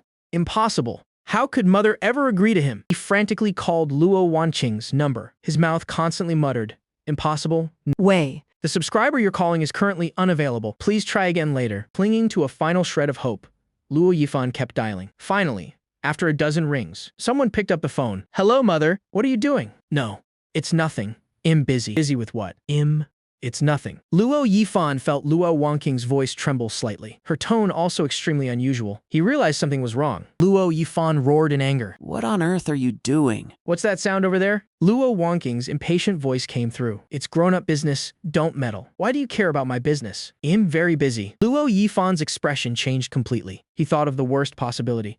Fine then. I'm out of time. I'm hanging up. Wait, mother, don't? Don't. Just as Luo Yifan was about to tell her not to hang up, a heart-wrenching scream from Luo Wangqing echoed from the other end. After the phone was disconnected, Luo Yifan's expression became distorted and ferocious. His bloodshot eyes bulged to the limit. He kept muttering in a frenzy. All of you deserve to die. You two cheating scumbags. I will definitely kill you both. His entire face was glued to the phone screen. As if he wanted to crawl right inside. The phone rang once again. I placed a voice call. Luo Yifan's entire body was trembling, as if he had just seen something absolutely terrifying. He ground his teeth audibly. After a moment of hesitation, he finally pressed the answer button. Madam, it seems to me that you don't care much about your son, do you? Could it be that he isn't your own flesh and blood? Luo Yifan shuddered. Growing up, he had never felt a mother's love. He had even suspected once or twice whether he was a foundling. What does that have to do with you? Him. You're quite tough, aren't you? A series of heart-wrenching sounds followed, making Luo Yifan's distorted face turn pale and then flush with rage. Speak properly. Aunt, tell me he actually is your biological son. Luo Yifan was overjoyed. He knew it.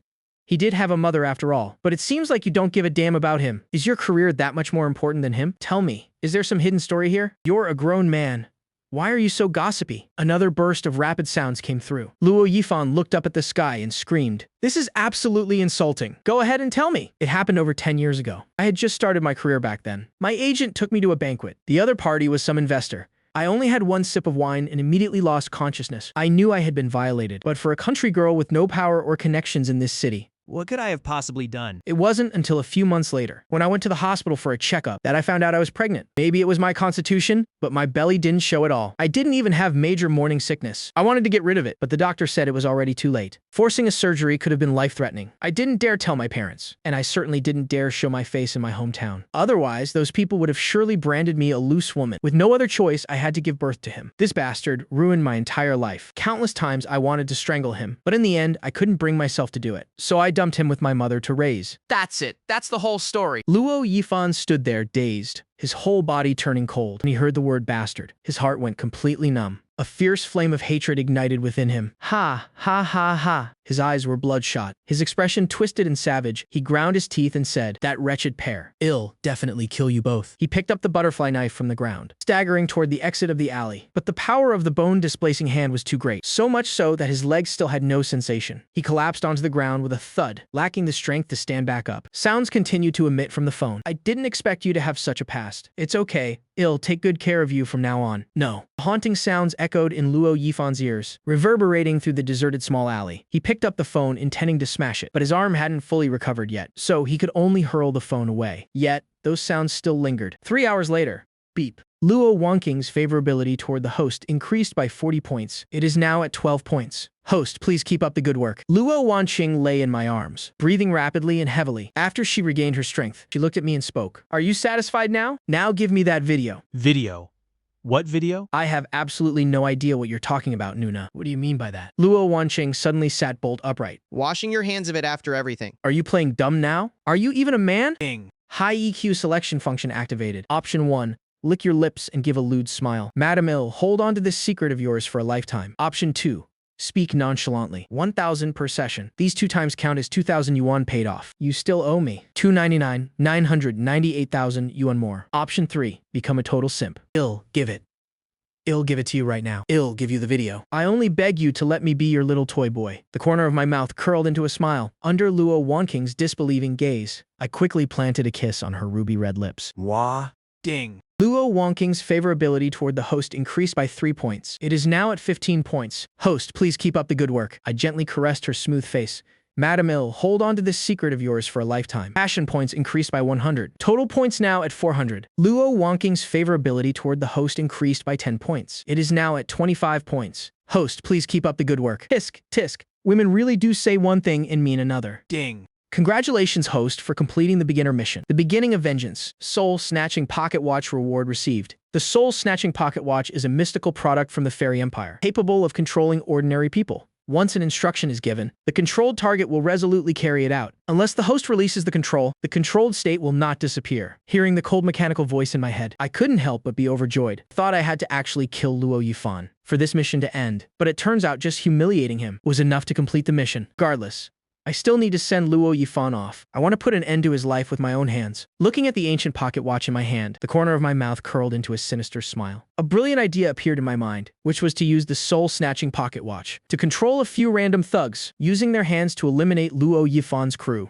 and testing the watch's effectiveness while I'm at it. Nighttime in some dark and gloomy alleyway. 3 large, burly thugs with fierce faces were surrounding a young girl. The girl had a small frame and was shivering uncontrollably with fear. Clear teardrops sparkled on her cheeks. She clutched her backpack tightly against her chest. The blonde leader barked, "Hey, brat! Hand over the money if you know it's good for you. Don't make us get physical." I really don't have any money." The girl's voice trembled, choking up as if she was about to cry. Her small body tried its best to back away, her back pressing against the cold, damp wall. Her eyes filled with panic and pleading. "No money." The bald thug standing nearby gave a cold laugh. His massive hand, like a pair of pliers, grabbed the girl's collar and dragged her roughly toward him. "With a body this fine, sex, maybe you can come play with us for a bit instead. Don't do anything reckless." The girl screamed in terror, her legs kicking wildly in the air, trying to escape the bald man's grip. "Heh, you still dare to resist." The third thug also stepped forward, raising his fist, intending to strike the girl, while constantly hurling insults.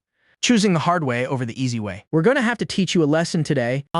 Help. Someone help me. The girl desperately closed her eyes as she screamed. Hey! A cold voice echoed throughout the alley. My targets were those 3 thugs. Since murder is illegal anyway, instead of wasting effort plotting, isn't it better to find these villains and have them tear each other apart? Wouldn't that be more satisfying? Let that girl go? If you've got the guts, come at me. Ding. Sun Zhaoen's favorability toward the host increased by 10 points. Total favorability now at 50 points. Keep up the good work. Scarface Man roared angrily. Where did this brat come from? How dare you ruin my good time? The bald man licked his lips, his beady, lustful eyes scanning me from head to toe. Big brother, this guy looks pretty fair and smooth. Why don't you leave him to me? You know, big brother, this is exactly my type. The blonde man nodded casually. Do as you wish. Hearing that, the bald man let go of the girl, gave a lewd laugh, and rushed straight toward me. Kid, I advise you not to resist in vain, unless you want to get your head bashed in. Just surrender quietly, and serve me well later. He swung his fists around, looking quite powerful on the surface. But in reality, there was no technique, just an empty shell. A wave of disgust washed over me. My body nimbly dodged to the side, easily avoiding the bald man's attack. Immediately after, I delivered a spinning kick, landing it squarely on the back of his neck. The bald man's world went dark. He collapsed onto the ground with a loud thud, lying motionless for a long time. His head was ringing as the world spun around him. The Scarface Man froze for a moment, seemingly surprised that I was so skilled. He let out a roar. Swinging his fist to give me a beating, I remained calm, leaning away to dodge, smoothly grabbing his wrist, and twisting it backward with force. Only a loud snap was heard. Scarface Man shrieked in agony like a dying pig. His arm hung down limp and useless, cold sweat breaking out all over his face. Beads of sweat the size of beans rolled down, his eyes now containing only pain and terror. The little girl, like a frightened rabbit, rushed to hide behind my back. Her large, round eyes blinked repeatedly, her gaze full of admiration and gratitude. She blushed shyly and said, "Thank you for saving me." I glanced at the girl, and my cold expression softened slightly. Hurry home. Don't walk alone through alleys like this ever again. Though the girl was still very afraid, she didn't want to just leave her savior behind. She asked hesitantly, "What about you?" I shook my head. "I'm fine. You go first." I didn't have time to play the hero here, nor the time to babysit this kid. Ding. Sun Zhaoen's favorability toward the host increased by 10 points. Total favorability now at 60 points. Keep up the good work. The girl nodded obediently, then turned and walked away quickly. Before she disappeared, she looked back once more, with a clear hint of lingering attachment in her eyes. After the girl left, the blonde leader tried to act tough and said, "Brother, there's no need to take things this far, is there? Who's your brother?" I blurred forward, appearing like a ghost right in front of the blonde man. A powerful punch landed squarely on his flabby gut, making his eyes look like they were about to pop out. Watching the 3 thugs rolling around, crying on the ground, I nodded in satisfaction. Then I pulled a pocket watch from my pocket and approached the 3 moaning thugs on the ground. I crouched down, swinging the watch in front of their eyes, while chanting a spell under my breath. Soon, the gaze of all 3 became lifeless and hollow, and even the pain in their bodies seemed to vanish. They slowly stood up, a sinister glint flashing in their eyes. I took out my phone, found a photo of Luo Yifan's group of 4, and showed it to them. Before coming here, I had already checked the alley behind the restaurant. Luo Yifan's group and Lu Ruyan were still there. The bone-displacing hands effect was surprisingly good. Even though the pain had subsided, it looked as if their life force had been drained, making it incredibly difficult even to stand.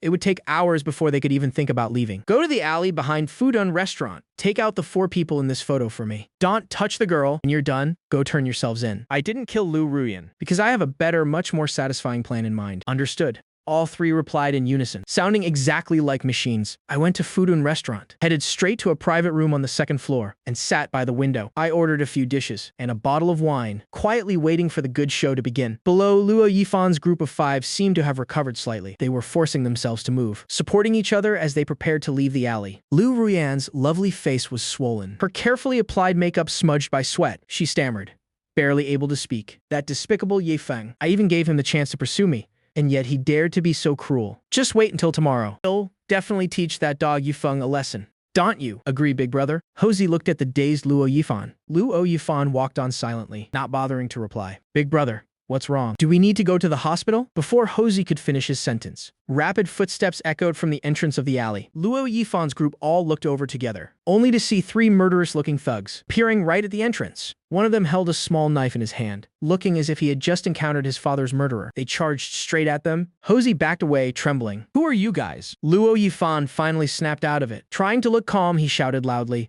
"What do you think you're doing?" The thugs charged in without a word. Luo Yifan Jumped in shock, retreating several steps in panic. His face turned pale with terror, his eyes overflowing with fear. The blonde thug rushed straight at Luo Yifan, clamping both hands around his neck. Tightening his grip more and more, Luo Yifan's eyes bulged, his face full of horror. His hands struggled to pry the thug's hands away, gasping for help. Help! Help me! His legs kicked wildly against the ground, trying to escape the hold. But having just barely recovered, he truly had no strength left. The scar-faced and bald thugs were brawling with Huza's group. In an instant, the alley echoed with the sound of heavy blows and incessant, agonizing screams. One lackey was punched squarely in the face, blood gushing from his nose. He cried out, "Ayog!" in pain, clutching his nose as he fell and rolled on the ground. Hosey intended to slip away quickly, but a thug kicked him hard in the rear, sending him face-planting, leaving him flattened and unable to rise for a long time. Lu Ruyan was so terrified, her face was drained of all color. Her legs turned to jelly.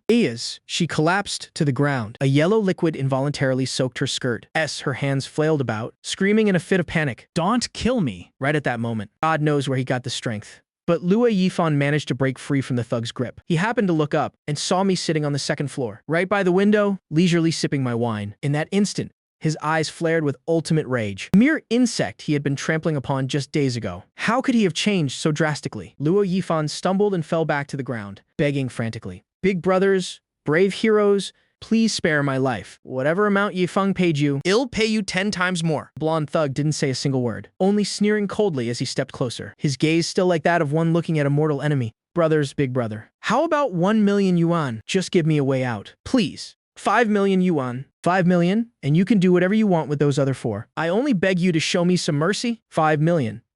I'll transfer it straight to your accounts today." Luo Yifan's face was smeared with blood, tears and snot flowing as he begged, looking indescribably pathetic. Hosey, standing nearby being pummeled, disregarded his injured body and lunged straight at Luo Yifan. "Luo Yifan, You selfish, backstabbing dog. If it weren't for you, I wouldn't be in this mess. And yet you dare to abandon me. I'm going to kill you." Luo Yifan flew into a rage, delivering a kick that sent the lunging Hosey flying. Hosey was like a kite with a broken string, the back of his head slamming hard onto the cement, twitching just a few times before losing consciousness. "Your worthless life isn't worth a cent. Who do you think you are? To think you could stand on equal ground with me?" Luo Yifan didn't even have 2 seconds to gloat. As soon as he saw the blonde thug stepping toward him furiously, he immediately knelt and begged piteously. "Big brother, 10 million. 10 million yuan. This money will surely let you all live in luxury forever." But the blonde thug remained as cold as stone, his face still maintaining that same expression of deep hatred. Luo Yifan was in total despair, screaming until his voice was hoarse. "Ye Feng, you'll definitely die a horrible death. Somebody help me! One who is killing me is Ye Feng." He truly couldn't understand his tactic of using money, which was usually foolproof. Why was it completely useless today? These 3 thugs were like they were possessed, not bothering to utter a single word. Every blow they struck was aimed to kill. Looking at the chaotic scene below, the corner of my mouth turned up in a slight smile. I raised my wine glass and took a small sip, watching Luo Yifan, who was once so arrogant and overbearing, now struggling on the brink of life and death. The hatred in my heart was finally somewhat eased.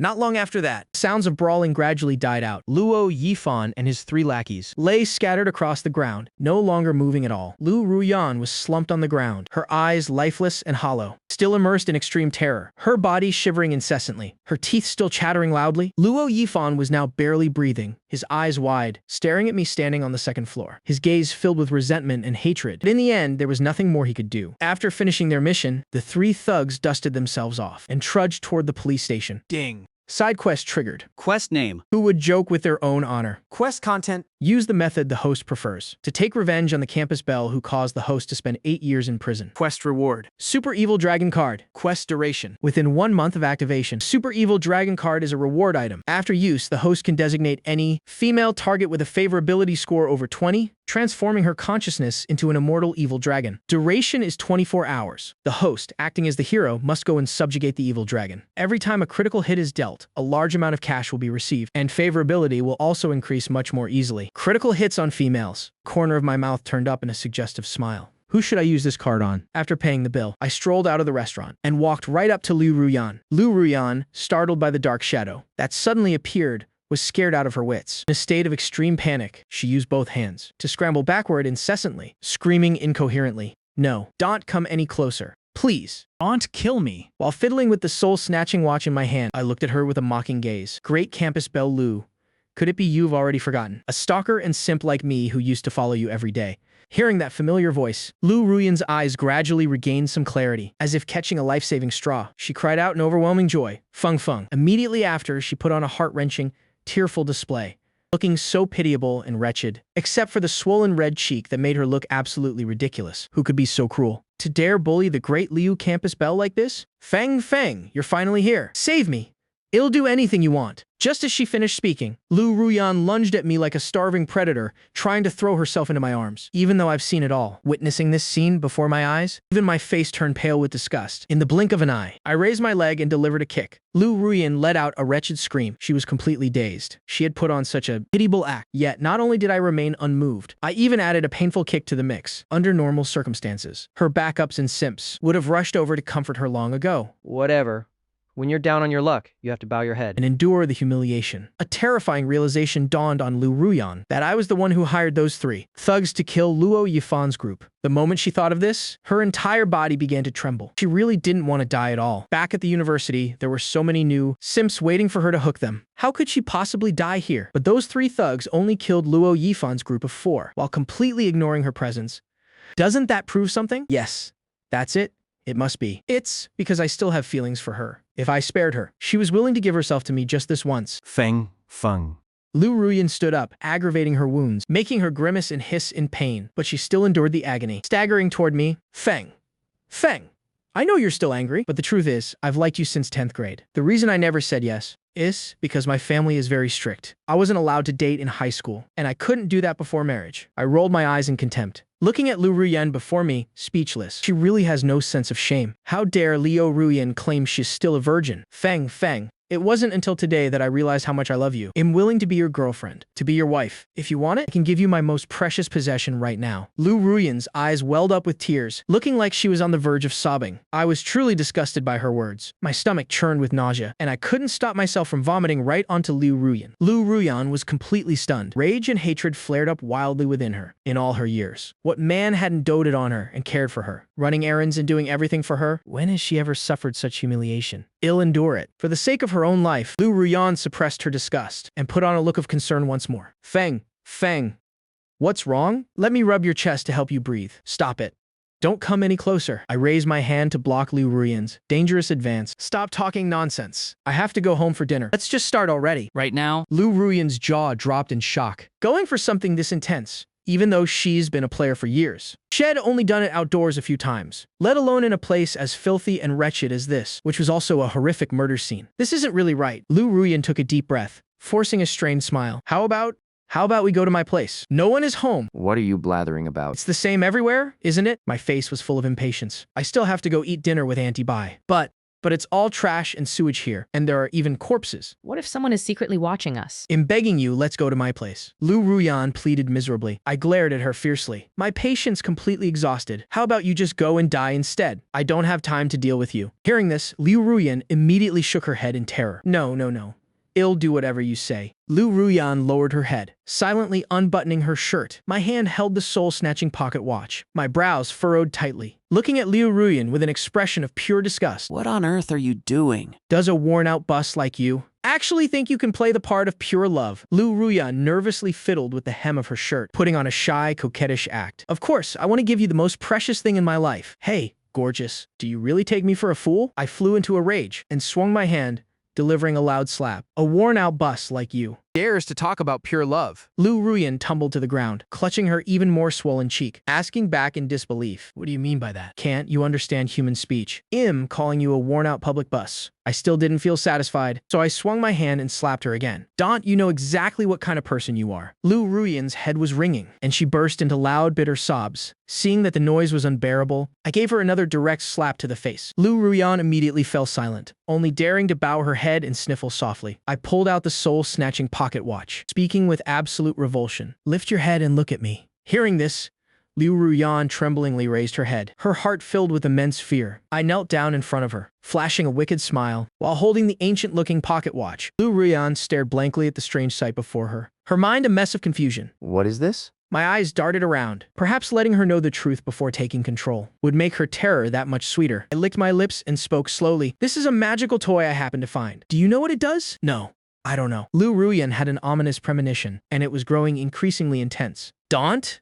You find it strange? Those three thugs clearly had no grudge against Luo Yifan. So why did they come to kill them? And how is it that every single one of them treated money like trash? Aren't you curious how much I paid for them to completely disregard those 10 million? I spoke these words casually, but to Liu Ruyan, they sounded like the whispers of a demon. So it really was Yi Feng who hired those three thugs, and only Yi Feng would carry such a deep, burning grudge to want Luo Yifan dead at all costs. Even though her suspicions were confirmed, only infinite terror remained in Liu Ruyan's heart. This madman Ye Feng hadn't had enough of tormenting them for all this time. He wanted to slaughter everyone, and now knowing this secret, would she even be allowed to live? Why? Liu Ruyan's entire body shook uncontrollably, the fear in her heart surging higher and higher. If you're that curious, then I'll let you know. I held out the pocket watch and swung it before her eyes. It's all thanks to this little toy. Liu Ruyan furrowed her brows deeply, her expression filled with confusion. I let out a soft chuckle and explained leisurely. This is called the soul-snatching pocket watch. I only need to activate it a little, and I can control a person's mind, making them do whatever I command. What do you think? Quite magical, isn't it? Isn't it just fascinating? Liu Ruyan was shivering. She had lived for over a decade and had never witnessed any supernatural phenomena. If it weren't for the events of today, she would surely have scoffed at such words. But now that the truth was laid bare before her eyes, she had no choice but to believe it. Yes, that's right. It truly is very magical. Liu Ruyan had no other choice. To try and stall for time, hoping someone would notice something was wrong here. Is that so? I also find it quite magical. I leaned close to her ear and teased her. So, why don't you try and guess? What command will I give you? To kill someone or to commit suicide. Liu Ruyan completely broke down. She grabbed my shirt tightly and pleaded, Ye Feng, I'm begging you. Please, I beg of you. I'll do anything you say. Just don't. Don't control me. Don't kill me. I'm begging you. I looked coldly at this woman, the one who framed me and sent me to prison for 8 years, without a single shred of pity in my eyes. I growled out every single word. Guess. No. I won't guess. Please, I'm begging you to spare me. Liu Ruyan shook her head frantically, scrambling up and trying to flee, only to be kicked back down to the ground, with her hair in disarray. Liu Ruyan felt a bone-deep pain coursing through her body, leaving her without even the strength to stand. Yi Feng, why are you treating me like this? I only treated you as a backup for 3 years. That's not a crime worthy of death. I'm begging you, don't kill me. The next second, that demonic voice rang out again. Guess. Liu Ruyan wept piteously, her words incoherent. Please. I beg of you. I gave her a sharp slap and said coldly, Guess. Ill guess? Liu Ruyan couldn't endure this situation any longer. I guess you'll force me to kill someone, or force me to commit suicide. Wrong?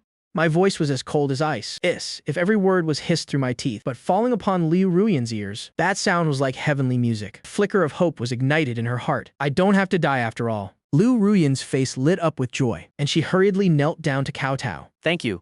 Thank you. I haven't finished yet. There is a country with an atmosphere that suits you perfectly. Where is it? India, of course. Are you happy? Heart that was hanging in suspense within, Liu Ruyan finally sank into despair. Watching Liu Ruyan's back vanish around the street corner, the notification sound for completing, the mission still hadn't rung out. I shook my head helplessly and was about to turn and leave when my phone suddenly vibrated.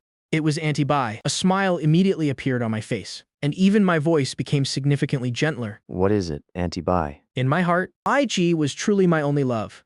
Everyone else had to be pushed aside. It's nothing. I just wanted to ask Xiao Feng, are you coming home for dinner tonight? Your sister Yinger is back. Auntie Bai's gentle voice was like a spring breeze across my ear, hearing that familiar voice. My heart, which was boiling with the thrill of successful revenge, gradually calmed down. Hearing the words Yinger Nuna, my brows instinctively shot up. Gao Yinger was Auntie Bai's second daughter, a true genius girl, currently a PhD student at Hangzhou University. But she was very cold by nature, and our relationship was just average. I hurriedly said, of course I am. I'm definitely coming.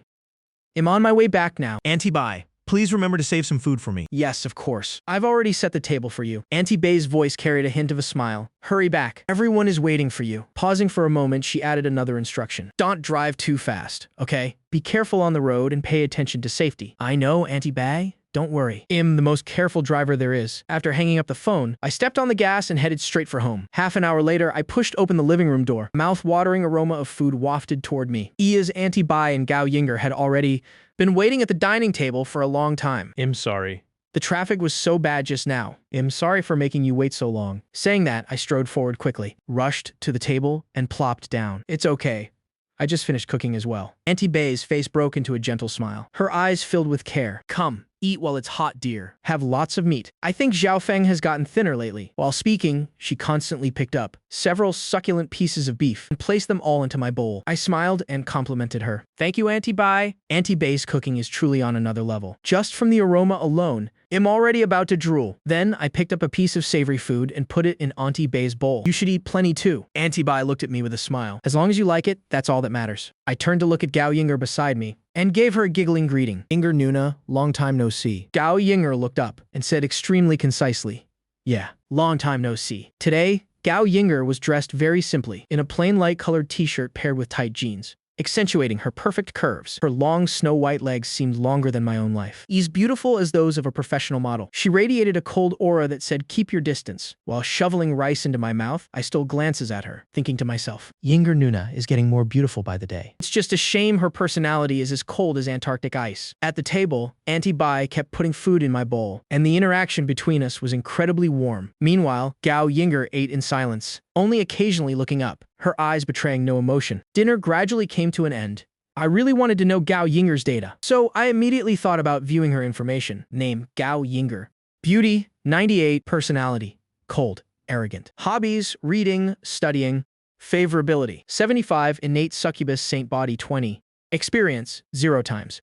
G, 0 times. Marital status, single. Currently, having a headache over her graduation thesis. Current mood, normal. Current wish, hopes for a smooth graduation. As I ate, I mulled over Gao Yinger's information. This woman won't be easy to conquer. Auntie Bai had a total of 3 daughters. Her eldest daughter, Gao Kier, and second daughter, Gao Yinger, were a pair of twins. Yet their personalities were polar opposites. One was gentle and lovely, while the other was cold and distant. The youngest daughter, Gao Bao, was even more mischievous and haughty. 3 daughters, each with her own distinct charm. I decided to take the initiative and probe for information. Yinger Nuna, you seem a bit unhappy. Have you been having some trouble lately? Hearing this, Auntie Bai also looked at her daughter, seeing that she was indeed knitting her brows in worry. So she spoke up too. That's right. Yinger, what's been bothering you lately? Oh, it's nothing.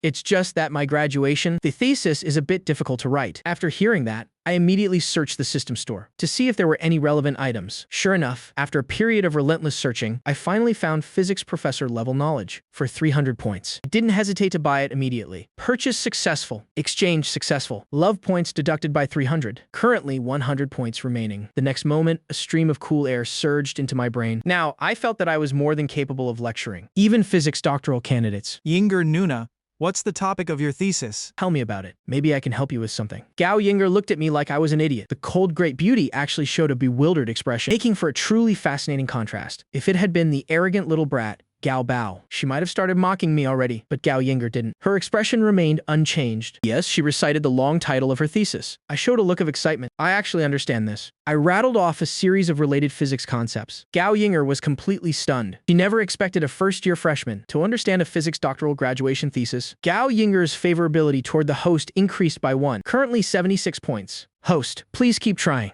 Her face was full of disbelief, her 1,000-year ice mountain expression showing a rare flicker of emotion. She hurriedly asked about more concepts from the thesis, and I answered fluently, without even needing a moment to think. Auntie Bai, though she didn't understand a word, still smiled as she watched the two interact, though a sudden pang of sadness hit her heart. Perhaps Zhao Feng prefers young girls like Yinger. Gao Yinger sat down on her chair in a daze, with an expression as if she were questioning her own life, completely different from her cold demeanor earlier. She, of all people, wasn't even as good as a high school graduate. Gao Yinger asked unwillingly, "Where did you learn all this?" I'm self-taught. I like to browse through physics books in my spare time. Gao Yinger was speechless. She found it hard to accept that, after all her years of study, she was inferior to me who had just browsed through some books. She took a deep breath, calming her emotions, trying to regain her ice beauty persona. Beep. High EQ selection function activated. Manhwa, smile in a wicked and arrogant way. Sorry, but being a genius is just the threshold to meeting me. 2. Say in a flippant tone, Yinger Nuna, you wouldn't want to fail to graduate, would you? 3. Say with an innocent face, Yinger Nuna, how about I come to your room later? I'm quite interested in this field as well, so we can study together for a bit. I chuckled. Yinger Nuna, how about I head over to your room in a bit? I find this knowledge very interesting too, so we can research it together. Ding. Love points increased by 100, currently 200 points. Gao Yinger's favorability toward the host increased by 1, currently 77 points. Host, please keep working hard. Gao Yinger's expression remained the same. All right. Although she was still very concise, but a small ripple had formed in her heart. Gao Yinger's favorability toward the host increased by 3, currently 80 points. Host, keep going. After eating and drinking to my fill, I followed Gao Yinger back to her room. Inside the bedroom, Gao Yinger pulled out a stack of thesis papers and handed them to me. Take a look. She still wasn't ready to believe that a first-year student could truly understand this thesis. I took the manuscript, sat at the desk, and began to read, while Gao Yinger stood right beside me. She felt it hadn't been that long since she last saw me. So why did I look so pleasing to the eye now? Sigh. If it weren't for her supervisor being busy with a project, she wouldn't have gone as far as to seek advice from a freshman like this. The more she thought about it, the more embarrassed she felt. While Gao Yinger was lost in thought, her gaze drifted around the room, accidentally catching sight of the bulging tent. She had never seen such a vigorous sight before, and her exquisitely beautiful face instantly flushed red. This 1,000-year-old ice goddess suddenly became incredibly seductive in that moment. Just what on earth is this kid thinking about? I didn't notice Gao Yinger's odd behavior at all, and quickly skimmed through the thesis manuscript, then spoke up confidently. No problem. I basically know which parts you're stuck on now. Noticing Gao Yinger's blushing face, I felt a bit confused and asked, Yinger, Nuna, are you feeling hot? Oh. What? Startled, Gao Yinger quickly withdrew her gaze. Panic-stricken, she said, yes, that's right. The weather is a bit warm today. After saying that, she grabbed her shoulder-length hair and tied it up, revealing her snow-white neck, then used her small hand to fan herself incessantly. Her cherry-like lips blew a soft breath. Ace, if trying to dispel the restlessness in her heart. Beep. High EQ selection function activated. 1. Lick your lips. With a wicked smile. Are you stupid? Nuna. If it's hot, why don't you just take off all your clothes? If you don't know how, let me help you with that. 2. Say flirtatiously. Gao Yinger Nuna. It's not even hot today. It's actually quite cool. I think it's your heart that's burning up. Let me have a look. 3. Say gently. Then let me turn on the air conditioner. I'm feeling a bit hot too. I stood up, walked to the side, and grabbed the remote, then said with a smile. Then, let me turn on the air conditioner. I'm feeling a bit hot too. The cold air kept blowing out, making the room much cooler. Romance points 100, currently 300 points. Gao Yinger's affection for the host 5, currently 85 points. Please keep up the good work, host. Just turning on the air conditioner increased her affection by so much, proving my action hit right at Gao Yinger's heart. After a moment of thought, I understood the reason. Gao Yinger has been independent since childhood, but deep down in her heart, she has always longed to be protected and cared for like a little girl. The type who likes to be loved intensely. It's just that with her cold exterior but warm heart, not many people usually pursue her, and most guys feel inferior when they meet her. Cowardly starve, while the bold feast. I grasped Gao Yinger's fair hand. While she was still in a daze, I led her to the desk and sat her down. Then I leaned close to her and began explaining the difficult points in her thesis. Gao Yinger's mind went blank. Her fair neck gradually tinged with a soft pink, and even her dainty ears turned red. She smelled the masculine hormones radiating from beside her, her heart racing uncontrollably. Gao Yinger's thoughts were drifting. She couldn't hear a single word. Is this still Yi Feng? Just a few days apart, and has become so mature. And so masculine too. Is he going to confess to me later? But we're several years apart. Mom definitely won't agree. If he really confesses, what should I do? Ding! Gao Yinger's affection for the host too, currently 87 points. Please keep up the good work, host. I reached out and stroked her smooth face, saying with a serious expression, Yinger, Nuna, do you have a fever? Your face is quite hot. Gao Yinger suddenly stood up, head down and silent, pushing me out the door. With a thud, the door slammed shut, followed by her slightly trembling voice. I'm a bit tired today. I'm going to rest first. Let's finish the explanation next time. Ding! Gao Yinger's affection for the host 1, currently 88 points. Please keep up the good work, host. Women say no, but their bodies are honest. I replied in a nonchalant tone. Okay, then rest early. Yinger Nuna. There's no rush anyway. After that, I intended to go help Auntie Bai Ji with a shoulder massage. As soon as I stepped into the living room, I saw Auntie Bai Ji practicing yoga. My Adam's apple moved instinctively. At this moment, Auntie Bai Ji was performing a high-difficulty stretching pose. Shh! I swallowed hard, feeling my throat go dry. My eyes were pinned to Auntie Bai Ji, unable to look away. Auntie Bai Ji seemed to feel my gaze. She paused for a moment, then let out a gentle smile. Ye Feng, you're out. High EQ selection function activated. 1-1. Smile lustfully. Hey, Auntie Bai. I can't just come out alone. Why don't you give me a hand? 2. Say flirtatiously. Madam, why did you stop? Keep doing yoga. I haven't seen enough yet. 3. Play dumb. Yes. Yinger Nuna is a bit tired, so she went to rest first. Explain the thesis another time when we have time. At that moment, I snapped back to reality and said instinctively, yes. Yinger Nuna seemed a bit tired, so she went to rest first. Finish the thesis explanation next time. Romance points 100, currently 400 points. Auntie Bai Ji smiled gently. It must have been hard on you. After saying that, she stood up and walked toward me, gently wiping the sweat from my forehead. I felt dazed by all of this. Only in front of Auntie Bai Ji did I know what was truly worth cherishing? Soon, Auntie Bai. Once I complete my final revenge, I will surely take good care of you for the rest of my life. Looking at the gentle beauty before me, with her faint scent drifting into my nose, an uncontrollable surge of impulse suddenly rose in my heart. I slightly trembled as I spread my arms, pulling Auntie Bai Ji into a tight embrace. The moment I hugged Auntie Bai Ji, It felt like holding the most precious treasure in the world. My heart began to pound wildly. If it wanted to burst out of my chest. Auntie Bai Ji's soft breath brushed against my neck, making my heart tremble along with it. Auntie Bai Ji's body stiffened slightly, but she quickly relaxed, and this small change warmed my heart immensely. Bai Ji's affection for the host won, currently 95 points. Please keep up the good work, host. Auntie Bai Jie leaned softly against me, both of our hearts racing. In this silent embrace after a long while, Auntie Bai Ji reluctantly pushed me away. Her face wore a shy blush, but her eyes were filled with tenderness. Yi Feng, sit for a while. I'll go pour you a glass of water. After saying that, she turned toward the kitchen. Watching Auntie Bai Ji's back, I took a deep breath, trying to calm my racing heart. A moment later, Auntie Bai Ji brought me a glass of water, then sat down right next to me. Yi Feng, have you been upset about anything lately? Can you talk to Auntie Bai about it? Auntie Bai Ji's voice was soft, with a hint of caution. I took the water, had a sip, then slowly began to speak. Auntie Bai? Okay. It's just that I didn't do very well on the entrance exam. Plus, university life is about to start. And by then, I probably won't be able to see you every day. So, I just feel a bit down. Auntie Bai Ji gently took my hand. Then said tenderly, well, you can come home to rest every day. I'll buy you a car. After all, Zhongcheng University isn't that far. My eyes lit up with joy. Really. Want. Auntie Bai find me annoying. Auntie Bai Ji lightly patted the back of my hand. Bit her red lips, and then said shyly, how could that be? I also like being with Yi Feng. That's great.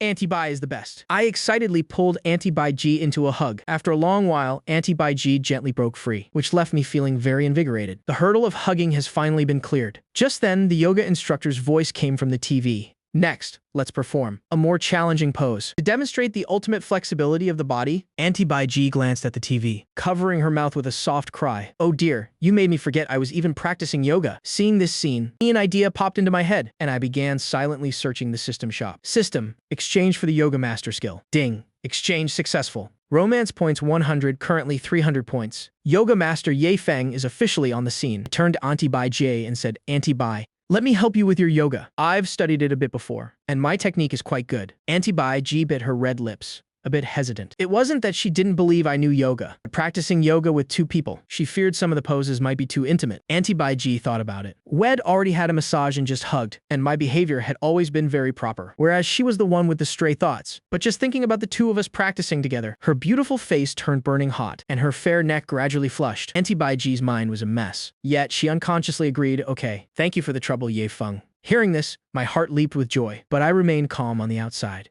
I gestured with my hand. Auntie Bai, let's go over to the yoga mat. Auntie Bai Ji's cheeks were crimson. Yes, she nodded slightly. She was like a child who had done something wrong. Head down as she followed quietly behind me. On the TV, the yoga instructor was guiding the first pose, the extended triangle pose. I took a deep breath, trying to calm my wildly beating heart. Then spoke up, Auntie Bai, let's try this pose first. It helps stretch the legs and waist. As I spoke, I stepped behind Auntie Bai Ji and gently placed my hands on her waist. Auntie Bai Ji's entire body suddenly shuddered, her whole frame tensing up immediately. Looking like a frightened little fawn, I whispered in her ear, Auntie Bai, first, spread your legs apart, about twice the width of your shoulders. That warm breath caused a layer of pink to flush over Auntie Bai Ji's neck. Auntie Bai Ji slowly spread her legs, her heart beating so fast it felt like it would jump out. My hands slid gently from her waist down, grabbing her wrists and guiding her to lean to one side. A bit more. Feel the stretch in your body. Auntie Bai Ji's cheeks were as red as ripe apples. She bit her lip, trying to stay calm, barely managing to complete the pose. Auntie Bai Ji panted softly, her body still trembling slightly. I hurriedly supported her, my hand accidentally touching her arm, that smooth sensation making my heart flutter. Auntie Bai did great. Immediately after, the instructor on TV began to guide the spinal twist pose. Auntie Bai,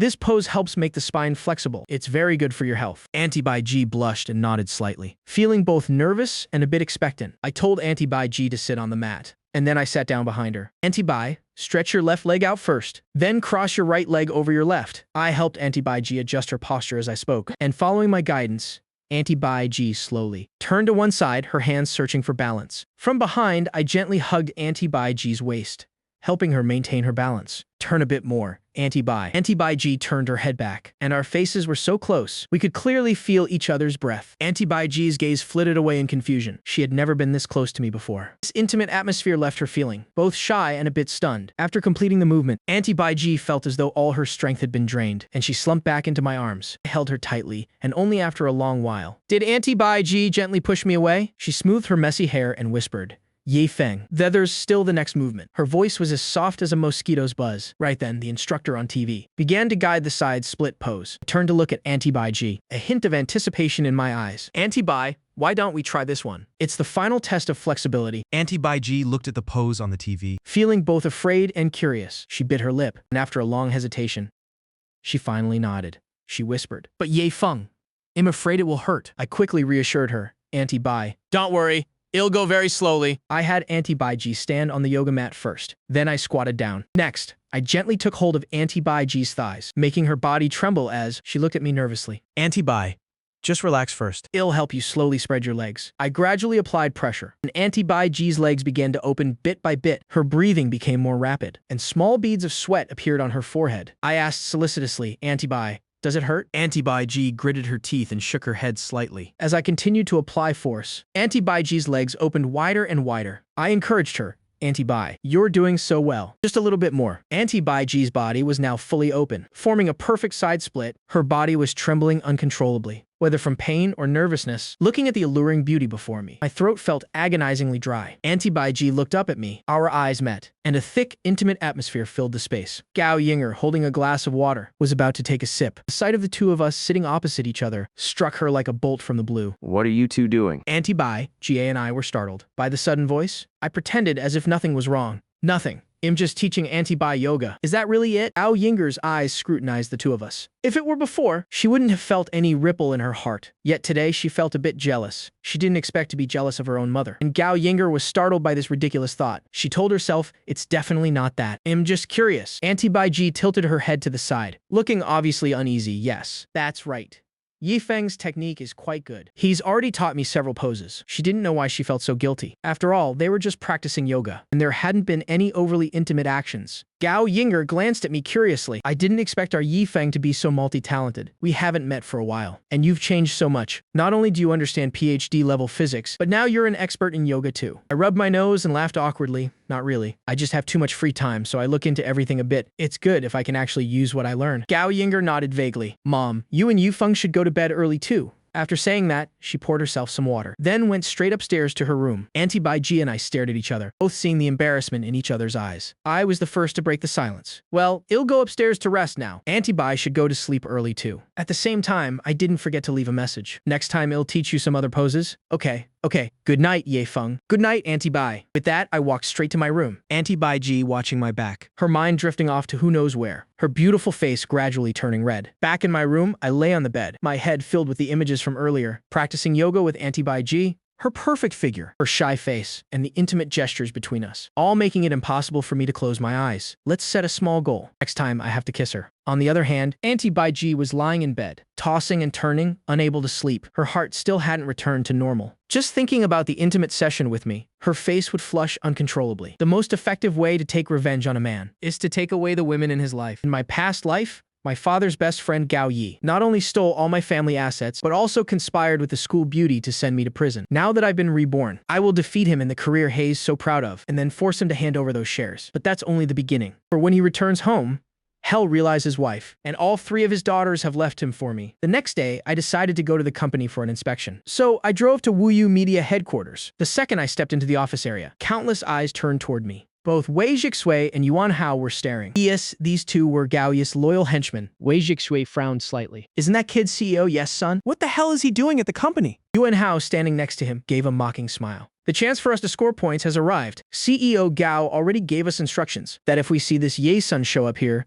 we must give him a proper reception. We have to give him a warning blow. After all, in this company now, CEO Gao is the one who makes the decisions." Wei Jixue looked on with utter contempt. How old is this brat even? He just got lucky in his previous life to inherit the assets from his dead father. Now he thinks he can manage a company. He should look in a mirror and see who he is. After saying that, he aggressively walked toward me and spoke with a sarcastic, mocking tone. "Oh, isn't this our young master Ye? What wind blew you all the way here to the company today?" I frowned slightly, giving him a cold look. "I am the largest shareholder of this company. What does my inspection have to do with someone like you? Who do you think you are? To try and control my business? Of course, I'm no stranger to these 2 pieces of trash. They are Gao Yi's distant relatives, relying on their connection to him to run wild in the company, specifically harassing new employees." Seeing Wei Jixue speechless from my scolding, Yuan Hao quickly stepped forward to intervene. "Young Master Ye, it shouldn't be said like that. I understand you're concerned about the company, but business is business, and everyone has their specialty. Since before CEO Ye passed away, the business wasn't doing well. Fortunately, CEO Gao took the helm to steer this ship through the storm, allowing our company to gradually get on track as it is now. So don't come here making a mess of things. Wei Jixue finally snapped back to reality, hurriedly cutting in to continue. That's right. That's right. Ever since CEO Yi passed away, under the brilliant and wise leadership of CEO Gao, as well as the tireless efforts of us two, this company was finally able to grow and develop. Everyone around heard those words, and they couldn't help but feel a shiver of dread, thinking to themselves that these two were truly beyond the pale. Yet no one dared to say a word, as everyone knew clearly. These two were Gao Yi's closest subordinates, and if you offended them, your days at this company would be numbered. How could I let these two types of people run wild in front of me? In the next moment, I swung my arm and delivered a thunderous slap, making Wei Jixue's wretched face swell up instantly. Then I swung my leg and delivered a powerful kick, while everyone was still dazed and didn't understand what happened. I followed up with a kick that sent Yuan Hao flying several meters. Ah! Their miserable screams echoed through the office, and everyone present stood there with their mouths agape witnessing this. Yuan Hao and Wei Jixue were rolling on the floor in pain, their groans and cries continuing endlessly. I spoke coldly.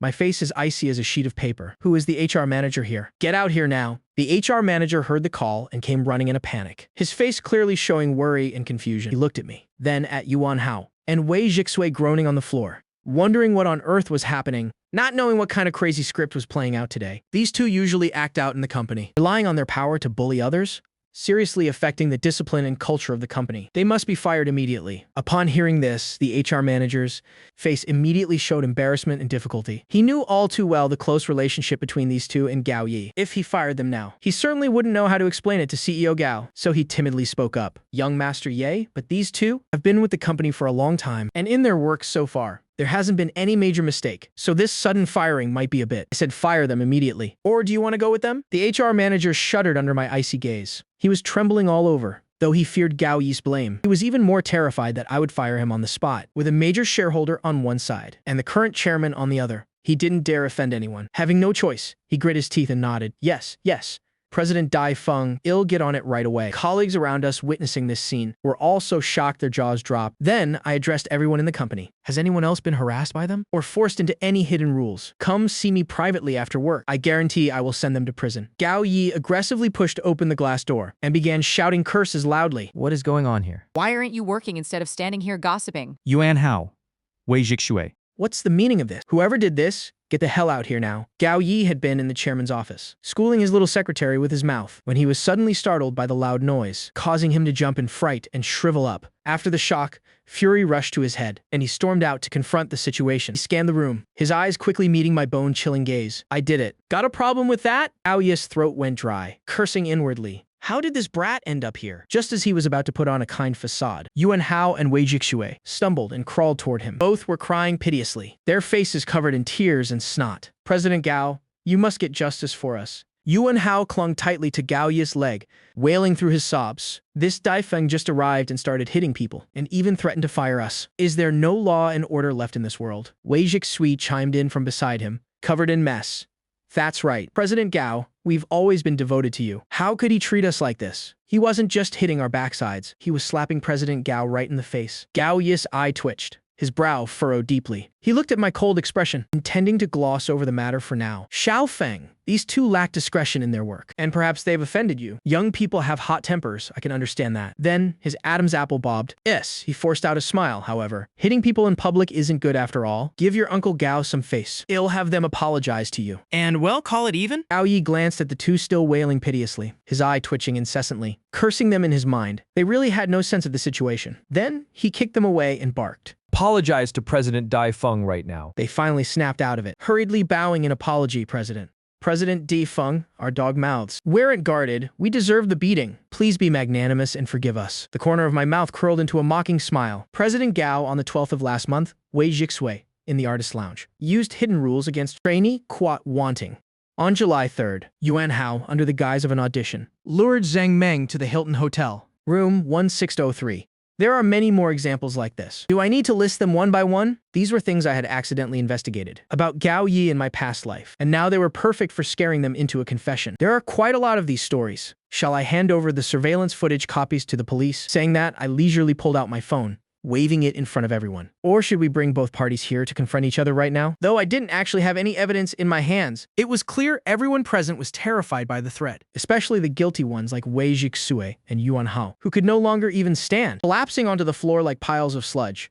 As soon as those words were spoken, the office area was instantly filled with constant gasps of amazement. They didn't show it on their faces, but in their hearts, they were all applauding. Normally, these two lackeys were always arrogant and tyrannical in the company, and everyone had been bullied by them to some extent. Seeing them meet their downfall now, with a high chance of going to prison, brought everyone a sense of satisfaction beyond words. Gao Yi's heart tightened. As a surge of intense unease rose within him. He had a bad feeling that Dai Feng hadn't come today with good intentions. Tiny beads of sweat broke out on his forehead. The corner of my mouth quirked up. I asked with a half-smile. President Gao, how do you think we should handle this? Gao Yi was cursing internally. Damn it. How the hell should I know what to do? These two useless trashes. It's one thing to use hidden rules, but they even left evidence for someone to grab. He truly hadn't expected that. I, a supposedly ordinary college student, would suddenly become so tough, even holding evidence in my hands. This brat must have been secretly planning this for a long time. Today's event certainly wasn't a spur-of-the-moment outburst. He must want to use this to overthrow me, to take back control of the company. Di Feng clearly always saw me as a good uncle. So why did he suddenly pull this stunt today? Where did things go wrong? Could Dai Feng have found out about what happened back then? No way. Everything back then was clearly cleaned up perfectly. It can't be. I absolutely cannot let him achieve his goal. Thoughts raced through Gao Yi's mind, his face turning pale and then flushed.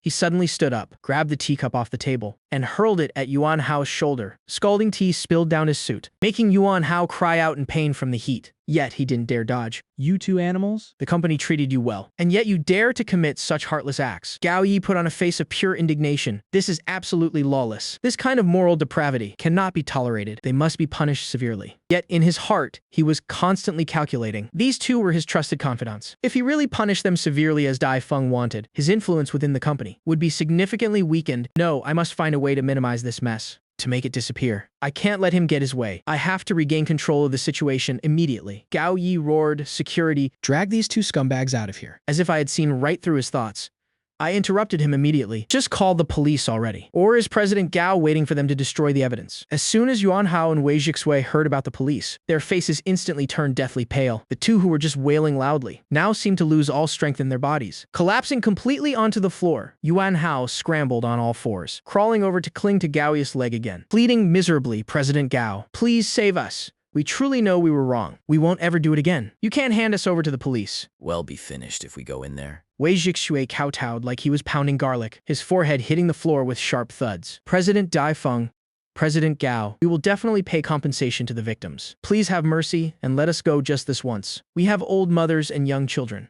If we go to prison, how will they survive? President Gao, this matter cannot be vague. We must give the entire staff and those victims a proper explanation. Every word I spoke was sharp and powerful, pressing him at every turn, leaving Gao Yi momentarily speechless. At this point, these two useless trashes, Yuan Hao and Wei Jixue, must be abandoned. Gao Yi's back teeth ground together with a creak. He growled his command, hold on to them. Hearing the order, the security team immediately rushed forward to restrain the two. The crotch of Wei Jixue's pants suddenly soaked through, the acrid smell of urine mixing with Yuan Hao's pleas. Yes, they echoed throughout the office. Xiao Chen called the police. Hearing this, Security Captain Chen Gao Yuan immediately called the police. Seeing this situation, Yuan Hao and Wei Jixue knew all too well that they had become discarded pawns. Their faces were white with terror. They collapsed to their knees with a thud, incessantly kowtowing for mercy. President Dai Feng, we were wrong. Please save us. President Dai Feng, we really know our mistake. Please forgive us just this once. President Dai Feng, spare us. It was all instructed by President Gao. Before he could finish the sentence,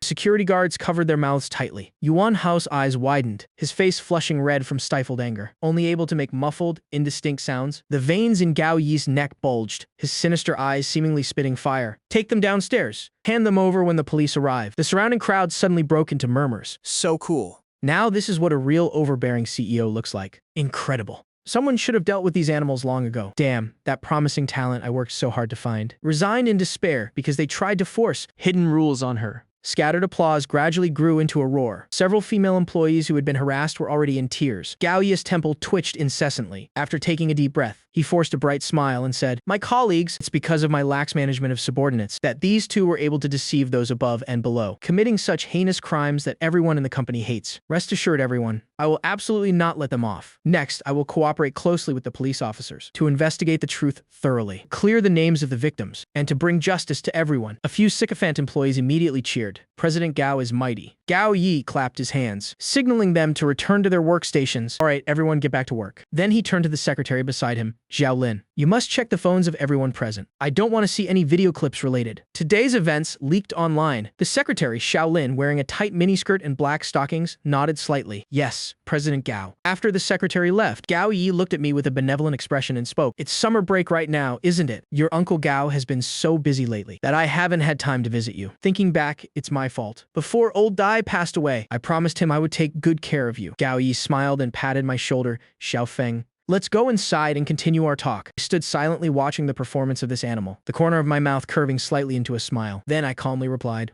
all right. With that, I followed Gao Yi into the chairman's office. Inside the office, Gao Yi's expression was as dark as a storm cloud, but as soon as he turned around, his face changed to a warm smile. Even the wrinkles at the corners of his eyes radiated kindness. He enthusiastically walked over to the sofa, gesturing for me to sit down. Muttering, Zhao Feng, you've finally come. I've really been looking forward to this. Just waiting to have a proper talk with you. You silly boy. It's summer break, and you didn't even tell your Uncle Gao. I've been worrying about you all this time, now that you're all grown up. If old Dai and my sister-in-law could see this from the afterlife, they would surely feel very much at peace. As he spoke, he personally poured me a cup of hot tea, his movements incredibly skilled and natural, just like an elder who always cares for his junior. This is the Da Hong Pao tea your father liked most. While pouring, Gao Yi intentionally let the teapot spout vibrate slightly, causing the amber liquid in the porcelain cup to ripple elegantly. Anyone seeing this side of him? Would they not praise him as a good elder? He slightly lowered his eyes, hiding the icy glare deep within them. Corner of my mouth quirked into a perfectly polite smile. Uncle Gao, didn't I come straight to find you as soon as I arrived at the company? Pausing for a moment, I said in a mocking tone. Who could have guessed? My father has only been gone a few years, and already such scum and maggots have appeared to bully others. It seems Uncle Gao, with your thousands of duties, hasn't been keeping much of an eye on the subordinates. The company's profits over the past 2 years seem to have been quite mediocre as well. Even though you're my elder and it's not my place to say much, I can't just watch my father's hard work be ruined in an instant.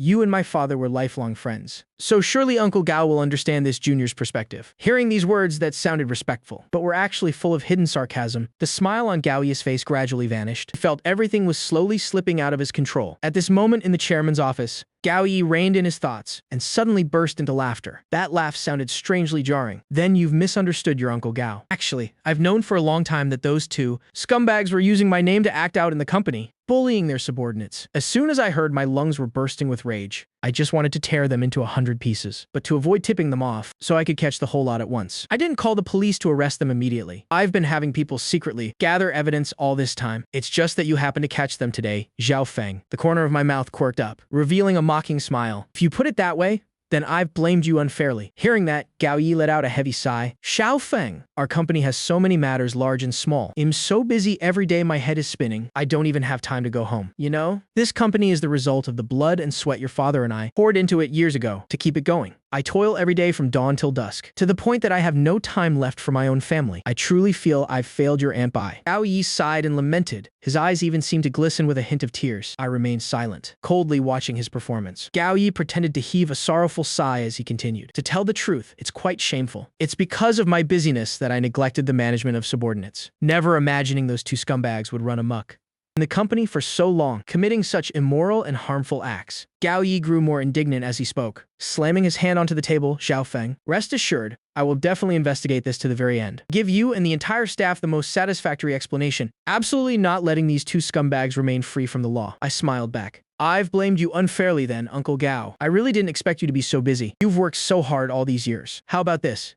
I'm on summer break now, so I have time. And normally, I don't have many classes anyway. So soon I'll return to the company to assist you. Gao Yi's jaw dropped in surprise. He instinctively tried to decline immediately. Xiao Feng, it's better if you focus on your studies. I've got the company matters under control. Don't tire yourself out worrying about it. Before he could finish, I continued with a smile. Besides, Uncle Gao, You're right. We absolutely cannot let those two scumbags remain free from the law. I'll have to trouble you to put more thought into this matter, and in the coming days, I'll also follow this case closely to prevent you from being deceived by your subordinates again. Let's leave it at that. Gao Yi was dazed by my relentless series of moves, but after all, he had been navigating the business world for many years, and his cunning ran incredibly deep. On the surface, he maintained his composure, but deep in his eyes, there was a sudden flash of frantic cruelty. I was originally the company's largest shareholder, and for that reason alone, no matter how much Gao Yi didn't want it, there was no way he could stop me from returning to the company. What's more, for all these years, Gao Yi had always called himself my elder, building an image before the world as an uncle who cared for his nephew immensely. If he were to turn on me completely over company matters, then the good man persona he worked so hard to build would surely collapse in an instant. He absolutely could not accept that the image he so carefully crafted would be ruined in a single day like that. After much deliberation,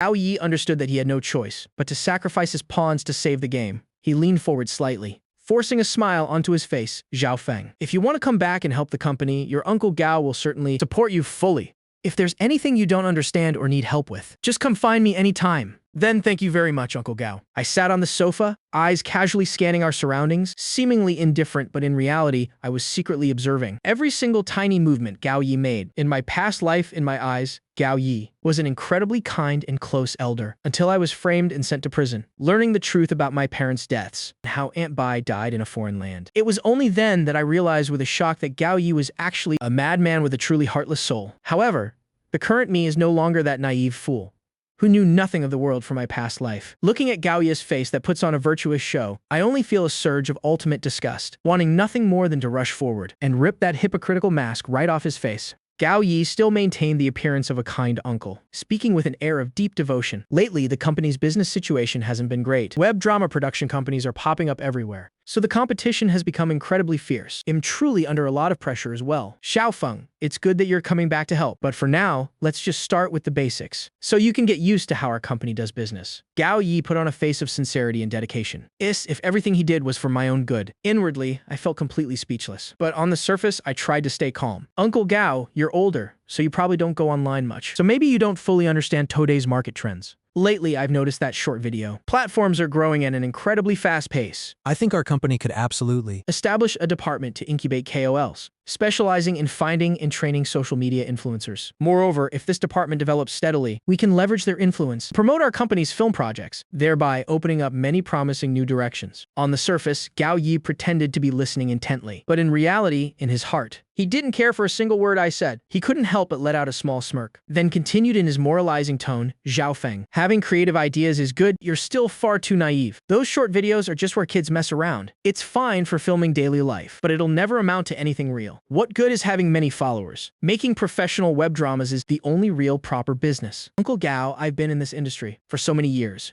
How could I not understand this better? Uncle Gao, a new era of technology, is opening up golden opportunities right here. If our company can seize this moment, training a team of influential social media stars, then we won't just profit from advertising or sales, but we can also integrate these faces with our existing film production division, opening up even more promising new paths. Deep down, Gao Yi was still filled with contempt. He had always looked down upon these newly emerged short video platforms. However, he suddenly changed his mind. If I wanted to make a mess like that, head, let me. Once this project fails miserably, my reputation in the company will surely go up in smoke. And at that point, getting back the shares from my hands will be easier than ever. Thinking of that on Gao Yi's face, a forced smile briefly appeared. Xiaofeng, although your idea still has many immature points, it's still worth trying out once. In that case, your Uncle Gao will support you fully. How about this? On the artist management floor, there's still an empty office room.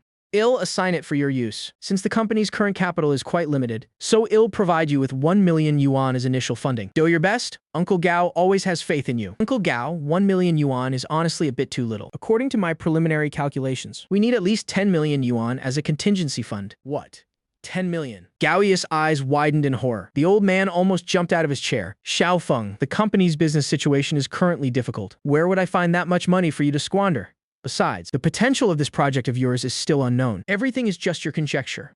Only 1 million. This is the maximum limit I can offer. I calmly said, if we want to achieve results in this short video segment, then the initial investment certainly cannot be small. Investing little is worse than not investing at all. As long as we seize the initiative, then future profits will absolutely exceed imagination. If you only give 1 million, this project basically cannot be launched. At that point, it won't just be a waste of time and effort, but it will also cause the company to miss this golden opportunity. Gao Yi furrowed his brows tightly. Forming a deep wrinkle, he dropped his previous casual attitude. His expression grew increasingly gloomy. He originally thought the so-called KOL department I proposed was just a joke. He didn't expect me to speak so coherently. Looking at this confident manner, I was clearly well prepared behind the scenes.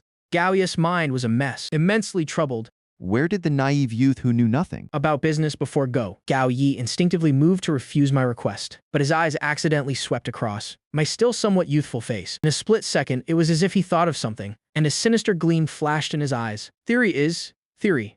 Action is action. There are many who talk big, but very few who can actually execute and succeed, no matter what is said. I am, after all, still an inexperienced young man. What's the use of thinking so much? Even if he gave me 10 million to mess around. With my abilities, there was a high chance I would still mess things up. When the project fails, the massive loss will be enough for the whole company to turn on me. Under such immense criticism, how could I handle such pressure? Isn't this a wonderful opportunity for him to take my shares? And this 10 million is nothing compared to the important shares in my hands. The more Gao Yi thought, the more feasible the plan seemed. But he still feigned a troubled expression. Ye Feng, seeing how dedicated you are to the company, Uncle Gao has decided to trust you this once. He'll risk it and support you. He'll give you a 10 million budget. Consider this money for your internship. Go ahead and be bold. Uncle Gao believes you'll succeed. Then thank you, Uncle Gao. I definitely won't let your expectations down. And will manage this department well. With the budget finally settled, a faint, cunning glint appeared on my face. Uncle Gao, there's one more thing I need to bother you with. I heard our company's web film department has a minor actress named Zhang Ruolin. I think her image and potential are excellent. Perfect for the development direction of our KOL department. Can you transfer her to my team? Gao Yi was slightly stunned, finding it strange. Why would I have my eyes on such a minor actress? Zhang Ruolin, he hadn't even heard of this name before, thinking that since I wouldn't amount to much anyway, adding one minor actress wouldn't matter. He didn't want to argue with me over such a trivial matter, so he waved his hand and said, "All right, if you want her, just transfer her over. She's just a minor actress. Don't let it distract you from your main task." I smiled and said, "Thank you, Uncle Gao." Uncle Gao, then I'll handle this matter. After saying that, I headed towards the artist department, longing to meet Zhang Ruolin quickly, to proceed with the next step of the plan. In the dance studio of the artist department, over 20 rookies were busily practicing their posture. The sound of the door creaking open rang out, and a group of girls practicing their posture turned their heads simultaneously. The first to react was a short-haired beauty, who had found out as soon as she started that the majority shareholder of this company was a young man. She was determined to cling tightly to this golden thigh. Seeing me,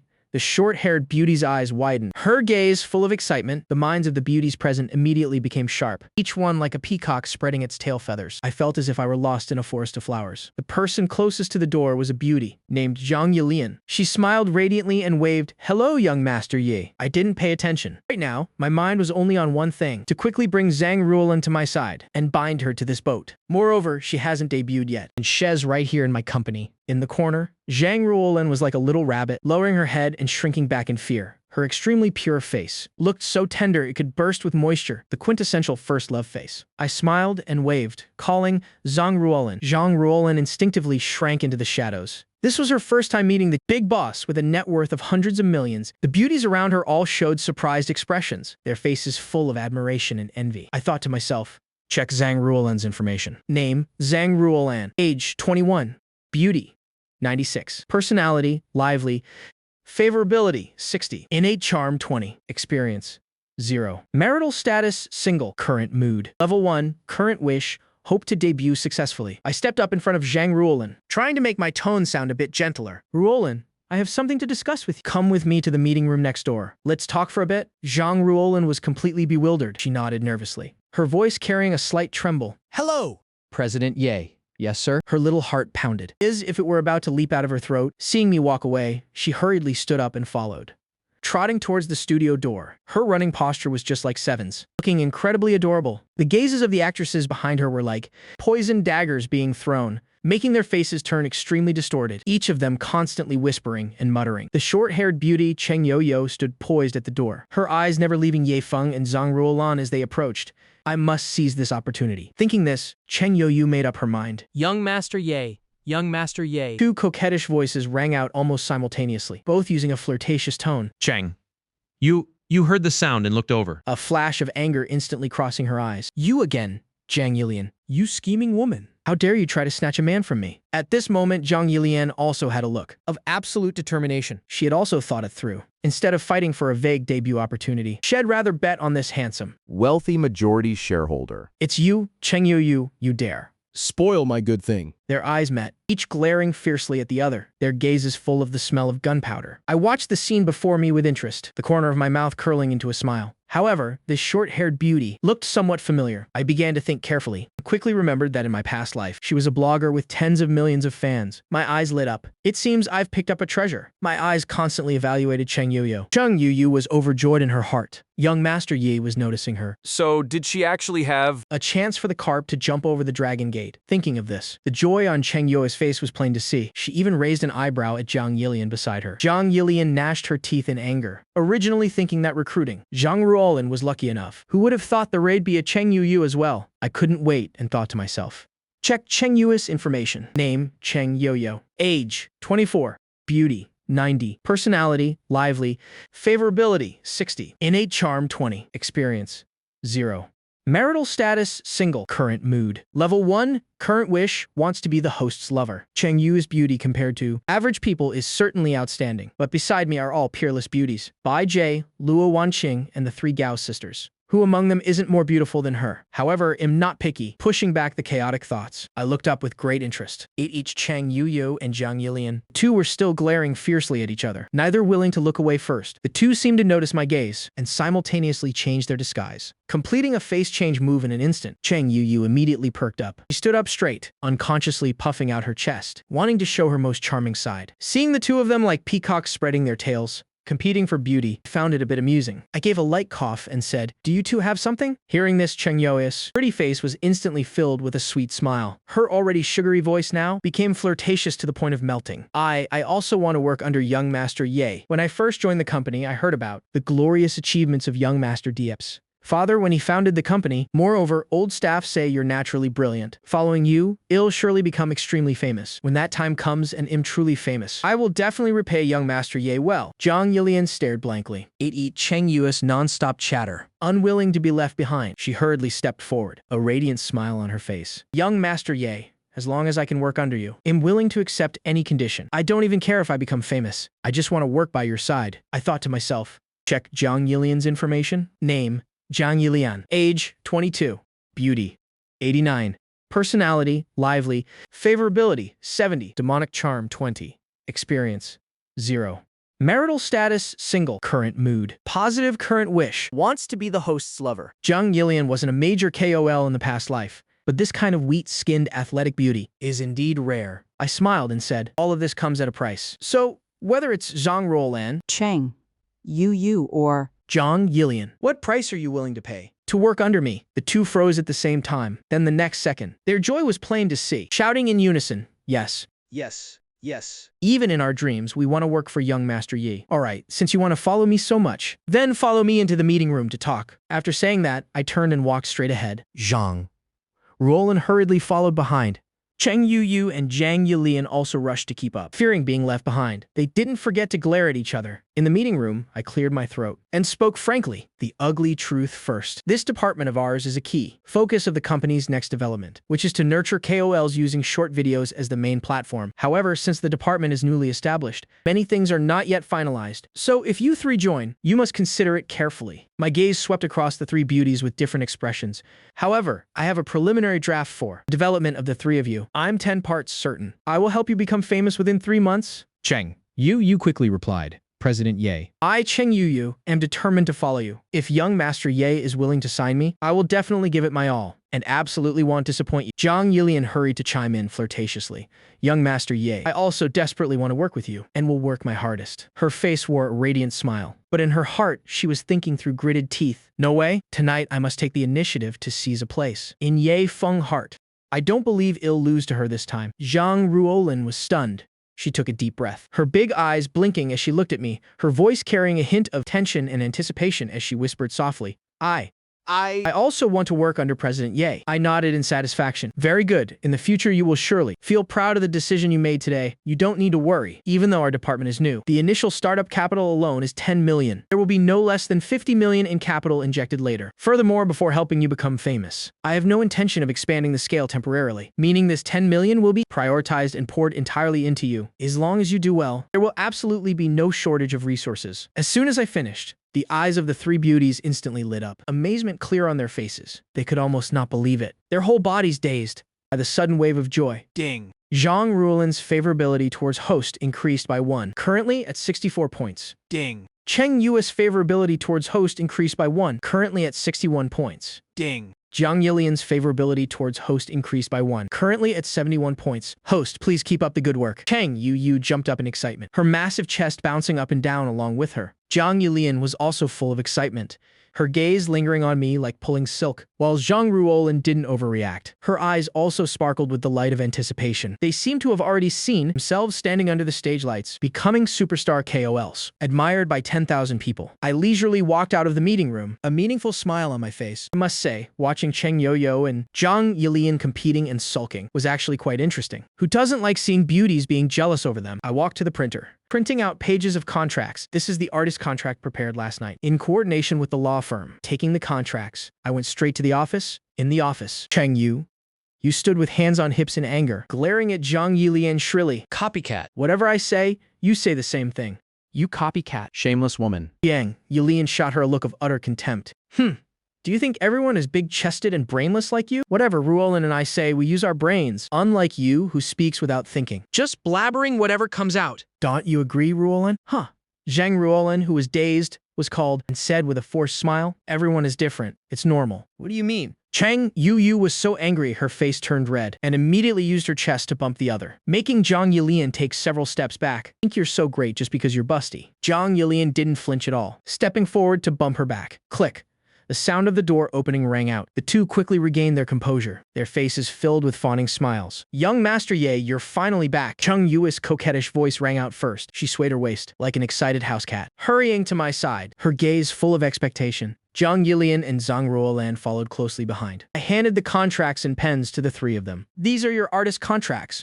High base salary, good benefits, and the commission split isn't low either. These benefits are considered top tier in the industry. However, the breach of contract penalty is very high, and the term is long. Consider it carefully yourselves. If there are no issues, then sign." Cheng Yu took the contract, her eyes looking at me amorously. "Young Master Ye, whatever you say goes. After all, it'll be working for you from now on." I didn't know whether to laugh or cry, saying, "Aren't you afraid it'll sell you off?" "Young Master Ye, you weren't that kind of person." Cheng, you grabbed my arm, shaking it as if acting spoiled. "Do you have any other opinions? It's still not too late to regret it." Cheng Yu's gaze was firm as she said flirtatiously, "Young Master Ye, I won't regret it." When do we start working? Ding. High EQ choice function activated. 1. Smile wickedly and say, "Why pretend with me?" And acting spoiled. "How about this? We each maintain our private disguises. It's mutually beneficial." 2. Say loosely. "Want it that much? Then right here in front of everyone. Let's start right now." 3. Say nonchalantly, "We need to recruit people first and buy equipment. For the next few days, keep practicing in the artist department. If you're tired, you can rest in this office. I'll have someone clean it up later." I spoke nonchalantly. "We need to recruit people first and buy equipment. For the next few days, keep practicing in the artist department. If you're tired, you can rest in this office. I'll have someone clean it up later." Love points 100, currently 500 points. Cheng Yu's favorability towards host increased by 2, currently at 63 points. "Host, please keep trying." Cheng Yu happily said, "Orders received." Zhang Yilian followed closely, saying, "I won't regret it either. I believe young Master Yi can definitely make us famous nationwide." Zhang Ruolin lightly bit her lower lip. "I won't regret it either. Having chosen President Ye, I will follow you forever." The three quickly signed the contracts and handed them to me. I nodded in satisfaction. Ding. Host has successfully recruited Zhang Ruolan with Beauty 96. Congratulations to Host for completing the main quest, helping the weak, promoting truth, goodness, and beauty. Rewards have been delivered. Sundere Translator, 10 million real traffic card, 50 million cash reward. Cash rewards have been transferred to Host's account through legal and regulated channels. Finally completed the mission. I thought to myself, View details for Sundere Translator. Sundere Translator. This translator can automatically convert woman's insincere words into subtitles of their true psychological activity, making every lie impossible to hide. Looking at the three girls, I coughed twice and made a promise. I can guarantee to make you all famous within 3 months. Just wait and see. After exchanging contact information with them, I continued. That's it for today. You go back and prepare well. Wait 2 days for the department to be ready, and I will contact you. I waved my hand, signaling them to leave. 3 girls nodded repeatedly, reluctantly walking towards the office door. After watching their figures disappear, I chuckled to myself. Not bad. They're all beauties. I suddenly have a sense of nurturing them. If all 3 of them become famous later, then the feeling of reaping the rewards will surely be different from ordinary women. Just like the cold movie Queen Luo Wanqing. Speaking of which, it's been a day. Wanqing must really be missing me, but now is not the time to think about that. The newly established KOL department still has much work to do. As for Luo Wanqing, let her wait for a bit. Soon enough, she will get a taste of it. At this time in the office, I stared at the contract and fell into deep thought. My mind began listing the necessary people. A beautiful assistant, an excellent operator, plus a few more staff for key positions to coordinate the upper and lower levels of the department. I also need a reliable right-hand man, like a butler. This person must be highly capable, fiercely loyal, and ideally able to execute orders perfectly, helping me oversee the big picture. After all, my time shouldn't be wasted on trivial matters. Familiar face suddenly popped into my head. Yan Danying. She's a talented strategist personally trained by my father. Back then, my father sponsored her education, helping her rise from an ordinary person to the high ranks. Her loyalty is beyond question. Even after my father passed away, she persisted in visiting his grave every year. This bond has never been broken. More importantly, Shez not only experienced but has also worked at my family's company for years. It's a shame that after my father's death, Gao Yi suppressed her so much, she was completely sidelined. Now is the perfect time for me to recruit her. While I was calculating my move, my phone suddenly vibrated incessantly. I unlocked it to take a look. Messages from Cheng Yuyo, Zhang Yilian, and Zhang Ruolin filled up the screen. I couldn't help but laugh. What a coincidence. All 3 chose this exact moment to send them. I clicked on Cheng Yu's chat, and the first message froze me in my tracks. The first was a selfie of her. Wet hair clinging to her face. Downcast lashes and a dreamy gaze. That gorgeous, flushed face practically jumped off the screen. Her pure lust style was almost overwhelming. I smiled and shook my head. Is this girl trying to play hard to get? Right after that, a flurry of messages from Cheng Yo came pouring in. Hello. Hello. Good evening, it's me, Yu. I'm so excited today. Usually, I'm just a nobody that no one pays attention to. I didn't expect to be favored by a young Master Yi like you. Please look after me in the coming days. She included a sticker of a shy kitten. I couldn't help but scoff. Look after you, my foot. Do you think this is a wedding or something? I replied very dismissively. Seeing my reply, Miss Cheng immediately messaged back. Oh wow. Young Master Ye replied to me. Have you eaten yet? Hey, did young Master Ye see my selfie just now? Accompanied by a pitiful acting cute sticker. I casually replied, I saw it. Why? The chat showed she was typing. Flickered for a bit, then disappeared. A long while later, a new message appeared. I wanted to ask what you think of this look on me. Does it have the potential to go viral? Another selfie was attached to the message. She was wearing a tank top, looking both pure and sweet, yet exuding a lethal attraction. I couldn't help but draw a sharp breath. I used 2 fingers to zoom in and examine it closely. It really is magnificent. This woman really knows how to pick her timing. Is she trying to test my self-control? I quickly typed a reply. From my professional perspective, your foundation is excellent. If you follow the plan I've set, a few million fans will only be the beginning. Really? If I truly get a few million fans? Young Master Ye, it'll do anything you ask. Anything at all. Hearing this, I let out a smug smile. Since you put it that way, I'm going to take you at your word. On the other side of the line, Cheng Yu rolled around on her bed in excitement. Originally, she only hoped to be a small blogger with a few 100,000 fans, yet I said millions of fans were just the start. She frantically cheered herself on in her head. Here is your chance, Cheng Yo. You must cling tightly to this lifeline called Young Master Yi. It was as if she could already see her bright future. To seize this opportunity, she gritted her teeth and found a special collection hidden deep in her phone. A few stunning HD photos she had painstakingly taken in her free time. If these leaked, they'd damage her reputation to some extent. But now,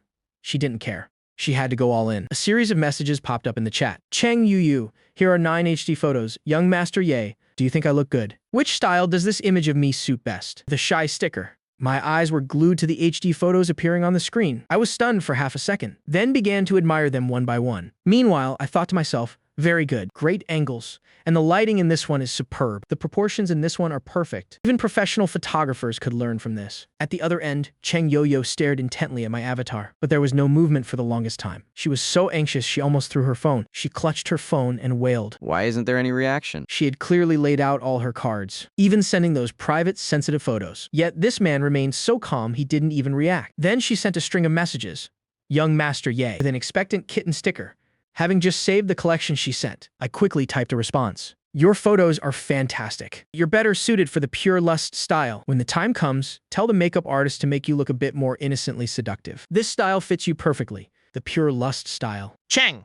Yu immediately sent another picture, like this. This photo of her was quite provocative. Dreamy eyes combined with a slightly tipsy face. Her flushed cheeks looking as if she had just downed an entire bottle of wine. Capturing that style to its absolute limit, I smiled. She certainly understands a man's weaknesses. Yeah, that's the one. But be careful not to send these photos around haphazardly, to avoid giving others a chance to spread rumors. Ding. Cheng Yu's favorability toward the host has increased by 2. It is currently at 65 points. Please keep it up, host, she replied coquettishly. Oh, I wouldn't do that. I only send my selfies to young Master Ye. You're so kind, young Master Ye.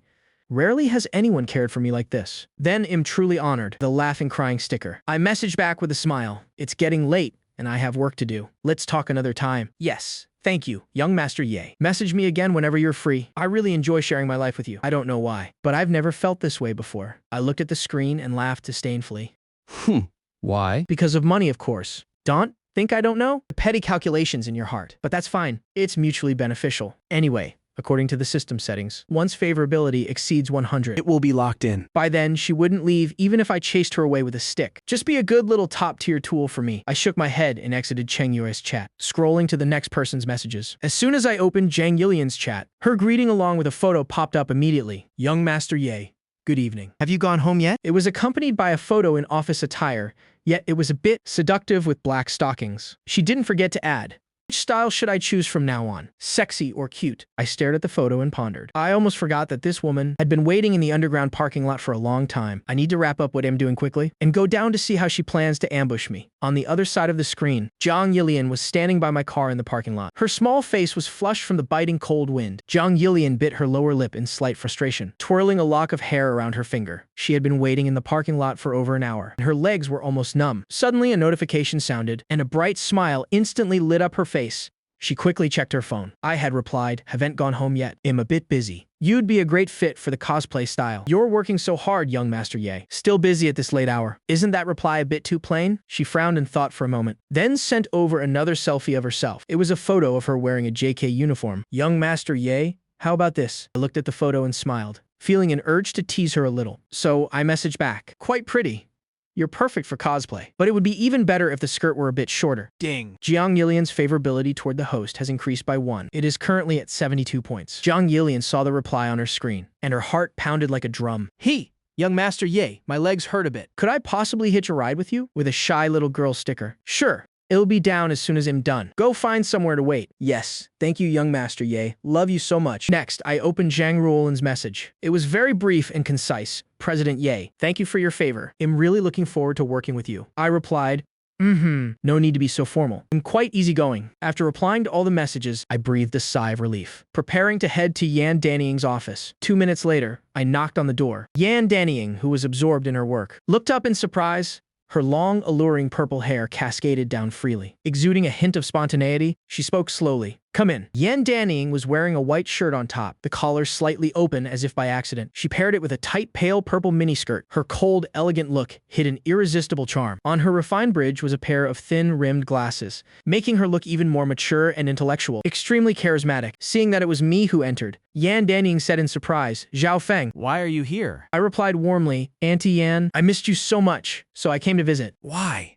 Am I not welcome? Of course not. Yan Danying gave me a gentle, playful scolding, then stood up and came to my side, saying with a smile, come, let Auntie Yan see if Xiao Feng has grown any taller. Wow, Xiao Feng has really grown up. She looked at me with a smile, reaching out to gently ruffle my hair, then checking my height against hers. Then she teased, we haven't seen each other for just a little while, yet you've shot up like this. And you're getting even more handsome too. Tell the truth, there must be plenty of girls chasing after you at university, right? Spill it? Are you dating anyone? Bring her here for Auntie Yan to check her out and give her approval. I laughed and said, not at all. Those girls are so childish. If they were even a tenth as beautiful as you, I would have hurriedly said yes already. Get out of here. You dare to tease your aunt. Yan Danying's smile widened, and she gave my chest a playful, gentle swat. As her hand made contact, she seemed to notice something, then said in astonishment, "Your chest muscles are so firm." That's right, Auntie. Would you like to feel them for a bit? I smiled, flexing my biceps, struck a powerful pose. Yan Danning's beautiful face flushed slightly. "Yes," she poked me with her slender fingers, then burst into giggles, saying, "They really are as hard as rock. Tell me what brings you to see your aunt this time." I looked at her with a feigned, innocent face. Dannying.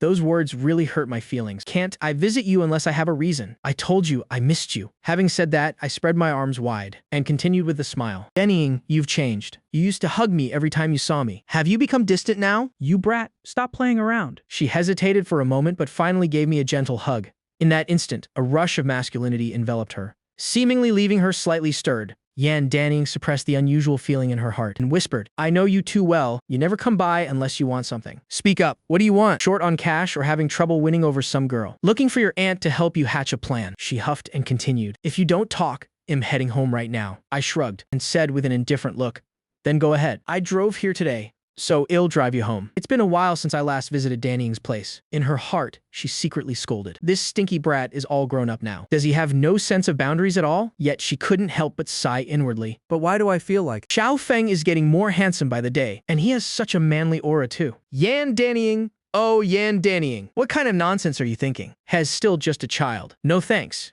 I have my own car. Then Yan Dannying patted my shoulder. "Stop teasing your Auntie Yan. Tell me what's really going on." Quickly, I wasn't in a hurry to answer, but instead silently stared at her increasingly reddened face. I called the system in my mind. Check Yan Danning's information. Name, Yan Danning. age 32? Beauty, 96. Personality, gentle, virtuous. Hobbies, work, reading. Favorability, 92. Innate charm, 0. Experience, 0.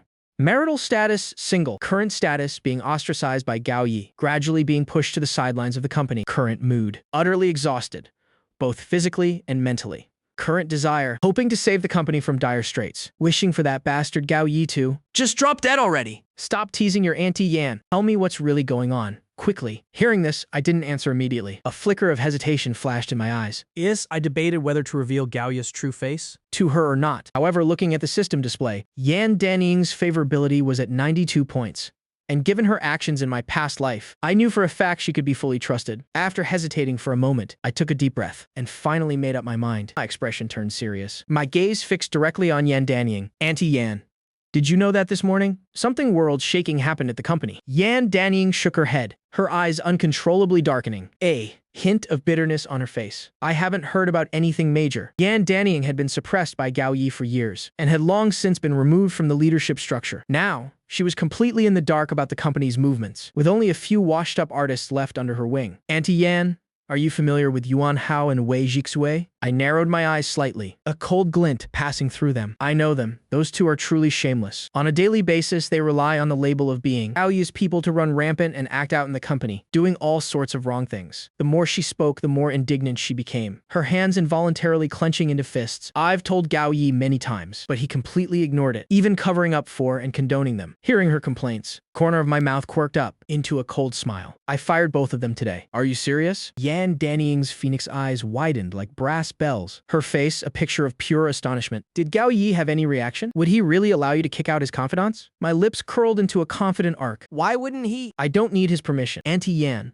don't forget that. I am the largest shareholder of this company." Pausing for a moment, I continued. "Besides, I have evidence in my hands of those two using unspoken rules on female artists and harassing female staff in the company. Even if Gao Yi is so angry his nose explodes, he'll still be forced to fire them." Hearing this, Yan Danning couldn't help but look me up and down. A flash of admiration glinted in her eyes, her voice carrying a hint of emotion. "You're impressive, Xiao Feng. I really underestimated you. We haven't seen each other for just a short while, yet you've become so capable.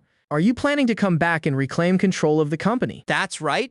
I nodded, looking at her seriously. "That's why. The reason I came to see you today, Auntie Yan, first, of course, is that I missed you since we haven't met in a long time. And the second reason is that I hope you, Auntie Yan, can lend me a hand." I looked at her with a burning gaze, eyes full of urgency and expectation. Yan Danning's expression became solemn. Have you thought this through? This isn't going to be simple. She sighed helplessly. Right now, everyone from top to bottom in the company is Gao Yi's person. Trying to intervene is harder than reaching the heavens. Furthermore, most of the minority shareholders are on his side. She frowned and continued. Thought you just came here today to say hello. I didn't expect you to want to overthrow Gao Yi as well. Yan Danying sighed, then looked at me with a face full of concern. Xiao Feng, your growth makes me feel very reassured. But Auntie Yan must remind you, money easily blinds people. This involves interests worth hundreds of millions of yuan when the cruelty of the human heart erupts. It might be something you can't even imagine. I nodded firmly. I've thought about it very carefully. It's precisely because it isn't easy that I need Auntie Yan's help. I gazed at her intently, my voice dropping but staying firm. Auntie Yan, I'm sure you don't want to see the company turned upside down and ruined by that bastard Gao Yi, or even driven into bankruptcy, right? Hearing your tone, it seems you have a huge prejudice against Gao Yi. She frowned slightly, her eyes showing a hint of doubt. He was, after all, your father's childhood friend. They were as close as blood brothers. Hearing those words, I let out a cold laugh, a flash of hatred appearing deep in my eyes. Auntie Yan, what I'm about to say next? You might find hard to believe, but I have to make it clear to you. I suspect that my parents' car accident years ago was personally orchestrated by Gao Yi. These words were like a bolt from the blue, leaving Yan Danying completely stunned. What? Are you serious? How could that beast do such a thing? Weren't he and your father sworn brothers who grew up together? Her face was full of disbelief, anger clearly written across her beautiful features. Her hands clenched into fists, nails almost digging into her skin. She tried to suppress the fire of rage burning in her heart, hurriedly pressing Xiao Feng. You have evidence that it was him? If you do, well, call the police immediately, so the law can punish him. I replied in a low voice. Auntie Yan, I'm still investigating. I don't have solid evidence in my hands yet to throw him in prison right away. That's why I need to reclaim control of the company. Force him to slip up. Hearing my words, she took a deep breath, her expression becoming extremely grave. If that's truly the case, then everything finally has an explanation. Complex emotions flickered through her eyes. Xiao Feng, I'll be honest with you, I myself have long suspected that beast Gao Yi killed your parents. Those words made my heart tighten. I looked at her silently. Yan Danying's face was filled with indignation and grief, but usually he always puts on such a gentle front. Everyone around thinks very highly of him. Except for me, no one would ever believe he could do such terrible things. You might not know the details of what happened back then, but as someone who was there, I know everything perfectly. That year, because Gao Yi wanted to make money, he planned to force the company's artists to entertain guests with drinks, wanting them to use their bodies to bribe officials and wealthy bosses. Your father found out and was absolutely furious. He said he didn't care what other companies did, but as long as he held his position for even one more day, he would never allow such a thing to happen in his company. She continued her story, her voice trembling slightly. You didn't see him that day. How terrifying Gao Yi's gaze really was. Before that, I also thought he was a kind person. But on that very day, after your father finished saying those words, his eyes turned dark, as if he wanted to kill someone. Hearing this, my fists clenched tightly. Waves of emotion surging within me. And not long after that, your parents were in that car accident. I've been secretly investigating for years, but I haven't found any clear evidence. Her voice grew lower and lower, revealing a deep sense of helplessness. I only know that the person who caused the accident was a drunk truck driver. Police investigated his accounts, but there were no unexplained sums of money. She shook her head, her face full of resentment. The only suspicious thing is that the driver himself had leukemia and didn't have much time left to live anyway. He died shortly after. His son received a scholarship from a foreign charity to go to university. The more I think about it, the more it feels wrong. But I can't find even a shred of evidence. However, my intuition tells me that this was definitely Gao Yi's doing. I listened to her words, my heart swelling with emotion. Auntie Wan, on behalf of my father, I thank you for everything you've given over the years. It must have been hard for you these past years, being suppressed by Gao Yi and the company like that. I took a deep breath and continued, my voice full of sincerity. If you're willing to help me take down Gao Yi, then that would naturally be the best. But if you feel tired and don't want to be involved anymore, I can also give you a sum of money, so you can start your own business. Defeng, don't say that. She suddenly looked at me, tears welling in her eyes, her body trembling slightly, her voice a bit choked up. Back then, if it weren't for your parents, I might have had to drop out since middle school. I would have never escaped that mountain village in my entire life. It was your father who gave me the chance, so that I could get into university from that poor valley and achieve what I have today. Her kindness is something I can never repay in a lifetime. Seeing her sorrow, I hesitated for a moment, then took a step forward and gently hugged her. My hand slowly rested on her back, patting her gently to comfort her. She leaned into my firm chest, her body shivering slightly, a hint of insecurity and vulnerability in her eyes. I could feel that. It had been many years since she last felt this safe. Yan Danying's favorability toward the host increased by 1. It is currently 93 points. Please keep up the good work, host. The two of them just hugged silently like that for a long time. She gently pushed me away, her beautiful face blushing like a ripe tomato, looking down, not daring to meet my eyes. A moment later, she wiped the tears from the corners of her eyes. looked up at me, her gaze filled with determination. Feng, although Gao Yi is in control of the company, your father left the shares to you, so you are the largest shareholder. He will move against you sooner or later. The reason I haven't been willing to leave the company all these years is also because I was afraid something would happen to you. Now, if you want to take back control of the company, I will do my absolute best to help you. I looked at her sincere face, my heart overflowing with emotion. My eyes unwittingly grew moist, and my voice became hoarse. Thank you, Auntie Won. Since my parents passed away, other than Auntie Bai, only you have made me feel the warmth of a family. Yan Danying looked at my appearance, sensing my vulnerability, and it seemed her heart was touched. She couldn't help but pull me into a tight embrace, gently stroking my hair, her voice so gentle it felt like it could melt. It's okay now. It's all in the past. Oan will always be by your side. Her hug brought me a strange warmth, making my heart feel a little lighter, but it also caught me a bit off guard. I was about to pull away, when suddenly everything went dark before my eyes. She was squeezing me so hard I could barely breathe. Hick!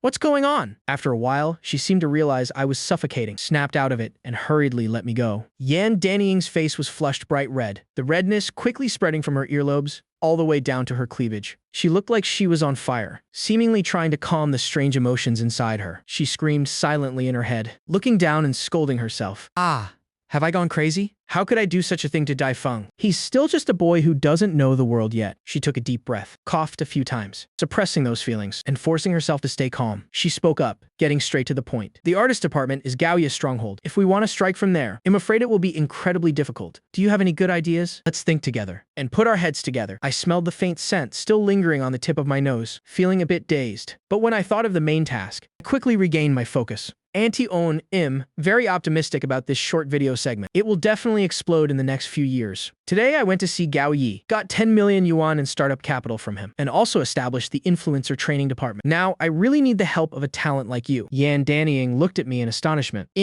Unbelievable look in her eyes. It was clear that my actions today had given her quite a shock. She praised, Dai Feng, you are truly impressive. Her eyes held a few more degrees of admiration. Auntie Owen is starting to admire you too. I'm still just stuck at talking about things on paper, but you've already started taking action. Currently, the influencer training department is a mess of work, so I'll have to rely on you to help me build it up. She looked at me, a gentle smile blooming on her lips, then solemnly nodded. Don't worry. Feng, your business is my business as well. I will do my absolute best. Anyone who has ever owned an MCN knows, those influencers who normally look posh and cold are incredibly proactive and open in front of the boss. I hadn't even finished work yet, when the newly signed influencer Zhang Yilian already invited me to her house tonight, saying her little kitten knows how to do backflips. At this moment, I had just stepped out of Yan Danying's office and headed straight to the parking lot. In the underground parking lot, Zhang Yilian was idly scrolling through her phone. Hearing footsteps, Zhang Yilian suddenly looked up and walked quickly to greet me. Master Dai? Are you done with work? You've worked hard. Just as she finished speaking, the tsundere translator automatically activated. Finally, you're here. I've been waiting so long, my legs are numb. I glanced at her and let out a chuckle. It seems that waiting for a few hours has left her with quite a bit of resentment. I nodded slightly, a warm smile appearing on my face. Yeah, I just finished. I opened the car door and sat in the driver's seat. I've kept you waiting too long. Let's go, get in. Master Dai, can I sit in the front seat? I looked at Zhang Yilian in surprise. How polite of her. It's fine, sit down. Hearing that, Zhang Yilian hurriedly sat in the passenger seat. I started the engine and turned my head to look at Zhang Yilian. Where do you live? I'll take you there right now. Zhang Yilian clasped her hands on her thighs and said a bit nervously, I live in the Jingfu apartment complex on Zhongshan Road. All right, I replied. The car slowly left the parking lot. The faint scent of perfume lingered in the car, and the atmosphere suddenly became quiet. Zhang Yilian stole a glance at me, hesitated for a while, and then spoke up. Master Dai, do you think I can become famous? I'm feeling very worried. Sigh, she bit her lip slightly. Anxiety filling her eyes. I looked at her, nodded, and said, it won't be a problem. No need to worry. Right now, the short video segment is just starting. Waiting for us to explore it. As long as we're willing to invest resources, and the video quality is good enough, then becoming famous is as easy as the palm of your hand. Zhang Yilian asked carefully, her eyes fixed on me. Then Master Dai, will you invest resources in us? I smiled and said, of course.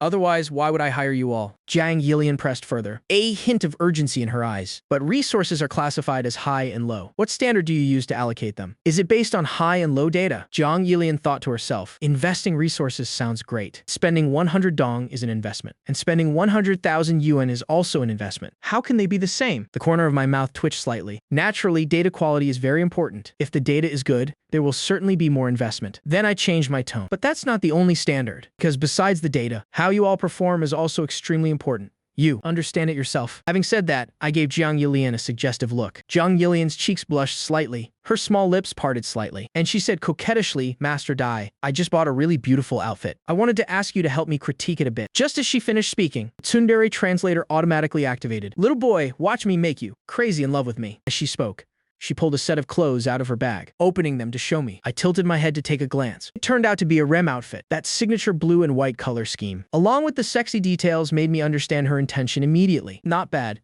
Not bad at all. Compared to a pretentious Cheng Yo-Yo, she is much more obedient. Ding. High EQ selection function activated. Sly laugh. What are you trying to do with this? I can't see it clearly. How about you model it for me right here? 2. Righteous and stern. Speaking sternly. Put it away. What kind of person do you take defeng for? Do you think it'd be blinded by these little tricks of yours? Warning you. My company doesn't allow this kind of bad habit. You're fired. 3. Laughing with satisfaction, saying, not bad. Not bad at all. That's indeed some good equipment. You're very sensible. I have high expectations for you. The corner of my mouth curled into a sly smile. Not bad. Not bad. It's a good outfit indeed. You are very sensible. I quite like you. Ding. Love points increased by 100, currently 700 points. Jiang Yilian's favorability toward the host increased by 3, currently 75 points. Please keep up the good work, host. Jiang Yilian blinked her large, teary eyes and asked with a face full of expectation, then Master Dai, how is my performance? Can I get more resources? Her eyes were filled with desire and impatience. Jiang Yilian thought, I've hinted this much. Even if Master Dai is as stiff as a piece of wood, he must understand my intentions by now, right? I don't believe it. How could there be any man in this world who could resist a beautiful woman offering herself voluntarily? I didn't give a direct answer, smiled and said, well, it's okay, barely acceptable. Let me consider it more. I still have to see your future performance. My smile held a meaning that was hard to decipher. Only one outfit. I won't release the eagle until I see the rabbit. Jiang Yilian bit her lip. Master Dai, I want to tell you something. I will definitely do my best, and I absolutely won't let you down. She looked so pitiful. Jiang Yilian thought, no way. I've already gone this far, and he still has to consider it. Jiang Yilian was full of resentment. She looked at me with a reproachful expression, wondering in her heart. Is my performance still not obedient enough? I laughed secretly to myself, driving with one hand while saying seriously, well, everyone must work hard, because opportunity never waits for anyone. Sometimes, when an opportunity appears, it might be the only and rarest time in your life. If you don't know how to seize it, then your whole life will just be like this. What does that mean? As soon as these words were said, Jiang Yilian's heart skipped a beat, and she began to think wildly, is he hinting at me? If I don't seize the opportunity now, then there won't be another chance later. Jiang Yilian looked around. Right now it was the peak hour traffic jam, and vehicles were moving as slowly as snails. The sound of car horns was incessant, and cars were packed densely all around. She was extremely conflicted in her heart, her face showing hesitation. But then she thought again, if I don't act this time, maybe I really will lose this rare opportunity. Forget it. I'm going for it. Jiang Yilian made up her mind, teeing her hair up into a high ponytail, revealing her slender, pale neck. And she looked at me with seductive eyes. Master Dai, do you think I look good with my hair tied up like this? I glanced at her briefly, and then nodded. Very beautiful. Ding. Jiang Yilian's favorability increased by 5. It's currently 80 points. Please keep up the good work, host. The car rolled slowly through the streets, heading toward the Xingfu apartment complex. Night gradually fell. Porsche stopped right in front of the Xingfu apartment complex gates. Inside the car, I leaned back leisurely in the driver's seat, my fingers tapping rhythmically and absent-mindedly on the steering wheel. My eyes seemed to be looking forward inadvertently, but the corners of my eyes were always watching every gesture and movement of Jiang Yilian in the passenger seat. Whoever takes the initiative first loses the hardest. That is my creed. I had no intention of taking the initiative. To ask to go up to Jiang Yilian's place, the two of us sat in this somewhat ambiguous atmosphere in silence for a while, and I began to feel a bit bored. If I keep wasting time like this, it would really be a waste of my own time. It seems I need to add some spice for Jiang Yilian and pressure her a bit. You go on up by yourself. I'm going home. My tone was indifferent, as if the interactions in the car just now were just a passing interlude to me. I deliberately acted like I was about to leave, hinting for Jiang Yilian to get out of the car. I tilted my head slightly,